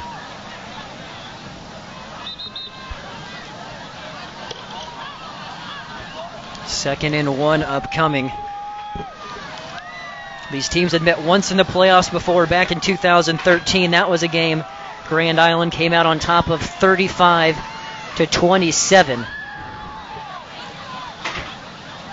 And it's looking like the Islanders are well on their way to being 2-0 in the playoffs against the Thunderbirds. We have an injury here. We'll take a timeout. Islanders up 37-30.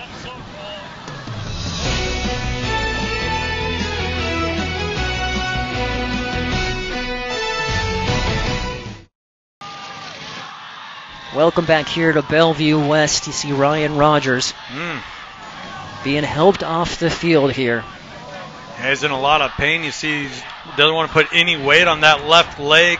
I thought it was a shoulder injury. Took on a lot of contact at the end of that play there. Let's hope he's going to be all right. And you see the Islander traveling fans not letting the weather get to them here. They made the road trip, and it's looking like the road trip was worth it, as the Islanders are 41 seconds away from heading back to Lincoln for the first time since 1990 to play for a state championship. And if you're a Grand Island fan, you've got to feel real good about where you're at right now. You got to be thinking ball security. As there's Francel, that's the guy who went with it. Francel's 22nd carry of the game. By far the biggest workload he's had all season. Yeah, Francel only has 420 yards on the season. However, he has an 8-yard average when he does carry the ball. Just a man possessed when he does get his hands on the ball. He's had a fine game here tonight, not only as a running back, but as an outside linebacker. Been impressed with what he's been able to bring to the table. And let's not forget, on the gadget play to end the half, he was able to split the seam on that fake field goal, haul it in for a huge touchdown. And that's the difference of the game right now. That's right. Otherwise, Grand Island would be playing for the lead at this point. Bellevue West using its second timeout. Can only stop the clock one more time, and Grand Island would seal it with a first down. And Bellevue West doing everything they can do here to extend the game, giving themselves one more play, one more opportunity. You never know. I mean, if I was Grand Island, I might just snap the ball to Evans and let him run it right or left. They're electing to hand the ball off to Francel, which isn't a bad decision by any means. But he runs the ball with such determination and wants to finish off every run that sometimes leaves yourselves open to the turnover, to a second or third linebacker coming in and popping the ball loose. 3rd and 2. Sykes Not sure if he had it. That extra effort might have gotten it for him. Well, that's exactly what Bellevue West was trying to do there. Hold up the runner, and the next guy get there and strip the ball out. I think that allowed Sykes to work upfield and pick up the first down, and now you're starting to see the Grand Island sidelines start to celebrate. The Islanders pick up the first down. The clock is going to run out. Unless Bellevue West took a timeout here. And no, the clock is now running. Okay. So that will do it here from Bellevue West. Grand Island 37, Bellevue West 30. The Islanders are heading back to play for a state championship for the first time since 1990. What a game. You can't say enough for both sides. Bellevue West did so many things to hang in there. Nice counter punch. It looked like they're going to take the lead early in the second half. Really force Grand Island to battle back into this game, and then Grand Island with that mental toughness that you talked about in the pregame, Brandon, it showed up again here tonight, able to secure a 7-point victory, 37-30, punching their ticket to Lincoln.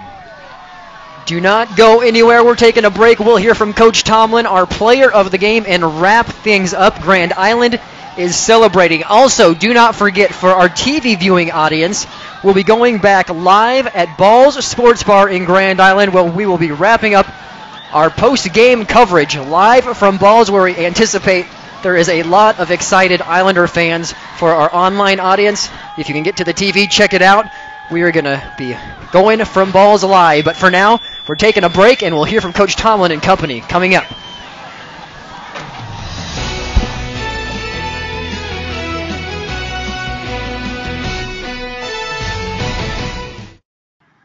Welcome back, happy Islander fans on the field here at Bellevue West as Grand Island gets the victory 37-30. Thank you for joining us for our post-game show driven by Cornhusker Toyota Honda, Nebraska's only dual Toyota Honda dealers where there's no need to drive to Lincoln or Omaha when shopping for a new or pre-owned vehicle. See the sports fans at Cornhusker Toyota Honda in Grand Island. Well, it's time to take a look at your top plays brought to you by Central Nebraska Orthopedics. Class A state semifinal trip to Lincoln on the line, number 7 Grand Island travels to Bellevue West to take on the third-seeded Thunderbirds.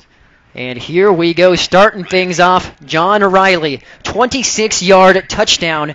He had 79 yards in total. This made it 14-0 late in the first quarter for the Islanders. They're rolling early on, but you know, they have some good players on Bellevue West as well. Xavier Betts answers here. Look at this catch. Going up for it in double coverage. 22-yard strike from Evan Kieser. That would make it 14-6 at the end of the first after a missed 2-point conversion. And then you have Mr. Jay Ducker, who ran for nearly 200 yards in this one. He takes it into the end zone there from 12 yards out. That made it 14-12. Cole Evans finding his favorite target, Brock Douglas, who finished with 95 yards. He was tackled at the 2 there, but it would set up this run by Cole Evans from 2 yards out. Fakes out the entire Bellevue West defense. This makes it 21-12 midway through the second quarter. But Ducker, he would come right back. He only had 3 touchdowns on the game in total. Here is number 2 coming from that Wildcat spot. Ducker taking the snap and doing the rest, punching it in. 21-19 would be your score with 2:23 left in the half. Now Grand Island, this would be the pivotal play of the game to end the half. Field goal is blocked, but timeout was taken by Bellevue West. So the Islanders get a second crack at it, and Jeff Tomlin and company draws up the fake. Cole Evans is the holder. He hits Caleb Francel for a 23-yard score as time expires at halftime. So it's 27-19, and the Islanders get the ball at half, but they fumble it on their opening drive, and Bellevue West gets the momentum back. 2 plays after the fumble, what happens? Well, Jay Ducker takes it 22 yards to the house. Going vertical, going horizontal, going to the end zone for the 3rd time. Ducker making it 27-27 here, so we're all tied up early on in the 3rd quarter. Kieser to the air, but we have Kojo Atikpahu as the GI secondary played lights out. There was the pick. Ace McInnes had one earlier as well. It would set up this score on 4th down. Islanders going for it by Timo Sykes, making it 34-27. Grand Island would get another field goal by Keegan Wentling in the 4th quarter. Your final score, 37-27. Islanders are heading back to the state championship for the first time since 1990.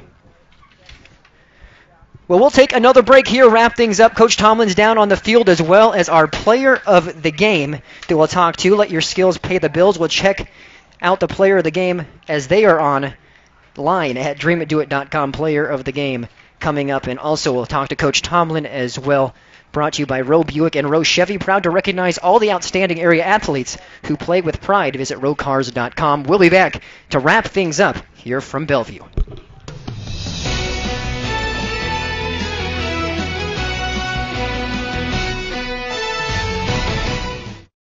And welcome back here to Bellevue West. We have a cold but happy John Riley, our Dream It Do It player of the game. He has 10 carries, 79 yards, and a touchdown. So, Mr. Riley, I guess we'll talk about Grand Island going to the state championship for the first time since 1990. How you feeling about that? Oh, it feels great. It's just something we talked about after our first scrimmage of the year. It's like our friend group said we could do it. We could go all the way, and here we are. Well, the fact that you guys have said you can go all the way, what makes you feel that you guys can do that? We've seen that you're doing that, but what is it that makes this group special and this player and this team special? We all just do it for one another, and we all just put in the work in the weight room in the off season, and we're really doing it for one another, and that's what really carries us. And where does that thought process come from, the do it for one another? The coaching staff. It was our our team motto. Just do it for your brothers next to you. Just do it for the guy next to you. Well, let's talk about what you did also. You had that big run to start things. Your second touchdown, actually, you found the hole and you took it 26 yards. What were you seeing on that play specifically? It was a dive, a call, and our line was really just making room, and we got off to the linebackers, and the safeties came down, and they just didn't make the play, and there was room to run, and I just took off. Well, lastly, you've kind of been the main bell cow for this rushing attack all season long, the leading rusher, and tonight it was Mr. Francel who got the carry. So in terms of your perspective and allowing a teammate to sort of take that role for this game and you being a part of the rushing attack all the same, what does that mean for you? Caleb's great. He's a great athlete. He really just, every time he gets the ball, he just knows how to make yards and get down the field. Well, Mr. Riley, congratulations on the great performance, being the player of the game, and best of luck in a little over a week's time. Thank you. That is our Dream It Do It player of the game, John Riley, 79 yards on 10 carries and a touchdown. You can go run back and play with your friends now, and nicely done as we bring over Coach Tomlin now. Congratulations again to Mr. Riley on a great performance as we have Jeff Tomlin stepping over here. Coach, I'll ask you the same question that I asked John. I said 1990, last time you guys have made it to the state final. You guys are back there now. How are you feeling? We feel great. I'm very proud of our kids, and I'm proud of our coaching staff, and feel good for our school. And, it's just, and I feel great for our alumni because, they're behind us. And, I quit looking at my phone about noon today just so I could lock in on the game plan. But I probably had 40 or 50 text messages from former Islanders, wishing us well. And that makes you feel awful good that you got that many people behind you. And certainly, of course, that will continue as you guys head to Memorial Stadium. But as we talk about what happened here tonight, pivotal point was another trick play for you guys, the blocked field goal that turned into a trick play. So at what point was it decided that you were going to go for it and call that trick play? Well, we had talked about it, should we call a timeout? But then I felt like if I called a timeout, ran a different guy in, they'd be onto it. And so a blocked field goal never really turns out very good often, but since they called that timeout, we were able to sneak our guy in there, and they may have noticed, may have not, but we had worked on that during the week. Coach Cloutier, our special teams coordinator, that's his baby, and he does a heck of a job, and he gets all the credit besides Cole and Caleb on that play. Well, we'll talk about what seemed like an adjustment for you guys, Mr. Francel leading the rushing attack this time. In terms of the games we've seen all season, it's been Riley, and what was the thought process behind that, of course, besides Francel just being a heck of a player? Well, we do it by committee, but it's getting to the point now where, you gotta feed Caleb a little bit too, and obviously we don't have to worry about cramping anymore, and we don't have to worry about the fatigue factor quite as much anymore at the colder temperatures. So, and he's got a lot of endurance, and he's running the ball so well now. We got to get him in space. He made a couple great catches for us too, and just a really valuable player. Well, and lastly, Riley was our player of the game for the contributions he did tonight and what he's done all season. What can you say about what he offers for this Islander team? John's got such heart. He packs a lot of power in a little body, and he runs with determination, and he's hard to find. He makes such great cuts, and he's always running behind his pads, falling forward. So I'm so proud of John, and really proud of our offensive line for the seams that they created. Well, lastly, Coach, I might be putting you on the spot a little bit, but we have people watching all over online, people back at Balls specifically at bars in Grand Island watching, and we're going to be going live there after this. Any message that you want to get out to the Islander fans and the community as you guys are going to try to get that title? Well, Islander Nation, this is for you. Yeah, this is for Islander Nation, all the support they give us, so we're just really happy. Coach, thank you for the time, and good luck in that state championship in a little over a week's time. Thank you very much. Appreciate it. Thanks for the coverage. Always a pleasure to do it as the Islanders' magic run continues here in Bellevue West, 37-30. Victors over the Thunderbirds. Grand Island back in the state championship for the first time since 1990, looking for their second ever state titles. This is going to do it here from Bellevue West. This is our final football broadcast of the season. We have had one heck of a fun time covering the Islanders, covering all the teams we've had a chance to watch this fall.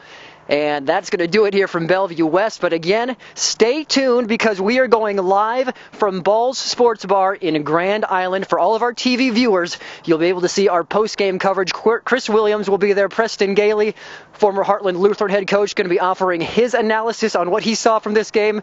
May even have some interviews from some excited Islander fans back in Grand Island. That will do it here from Bellevue West. Special thanks again to our camera operators tonight. Cannot say enough about what they did, braving the elements to bring you what we were able to bring you here tonight. For Tyler Bersovsky in the truck, for Andy Klassen, I'm Brandon Axamit signing off here for our fall football season coverage. We'll be back for basketball as well, and we'll be covering the Islanders, bringing you all of the video and stories from their state championship run in Memorial Stadium in just over a week's time. We'll see you later.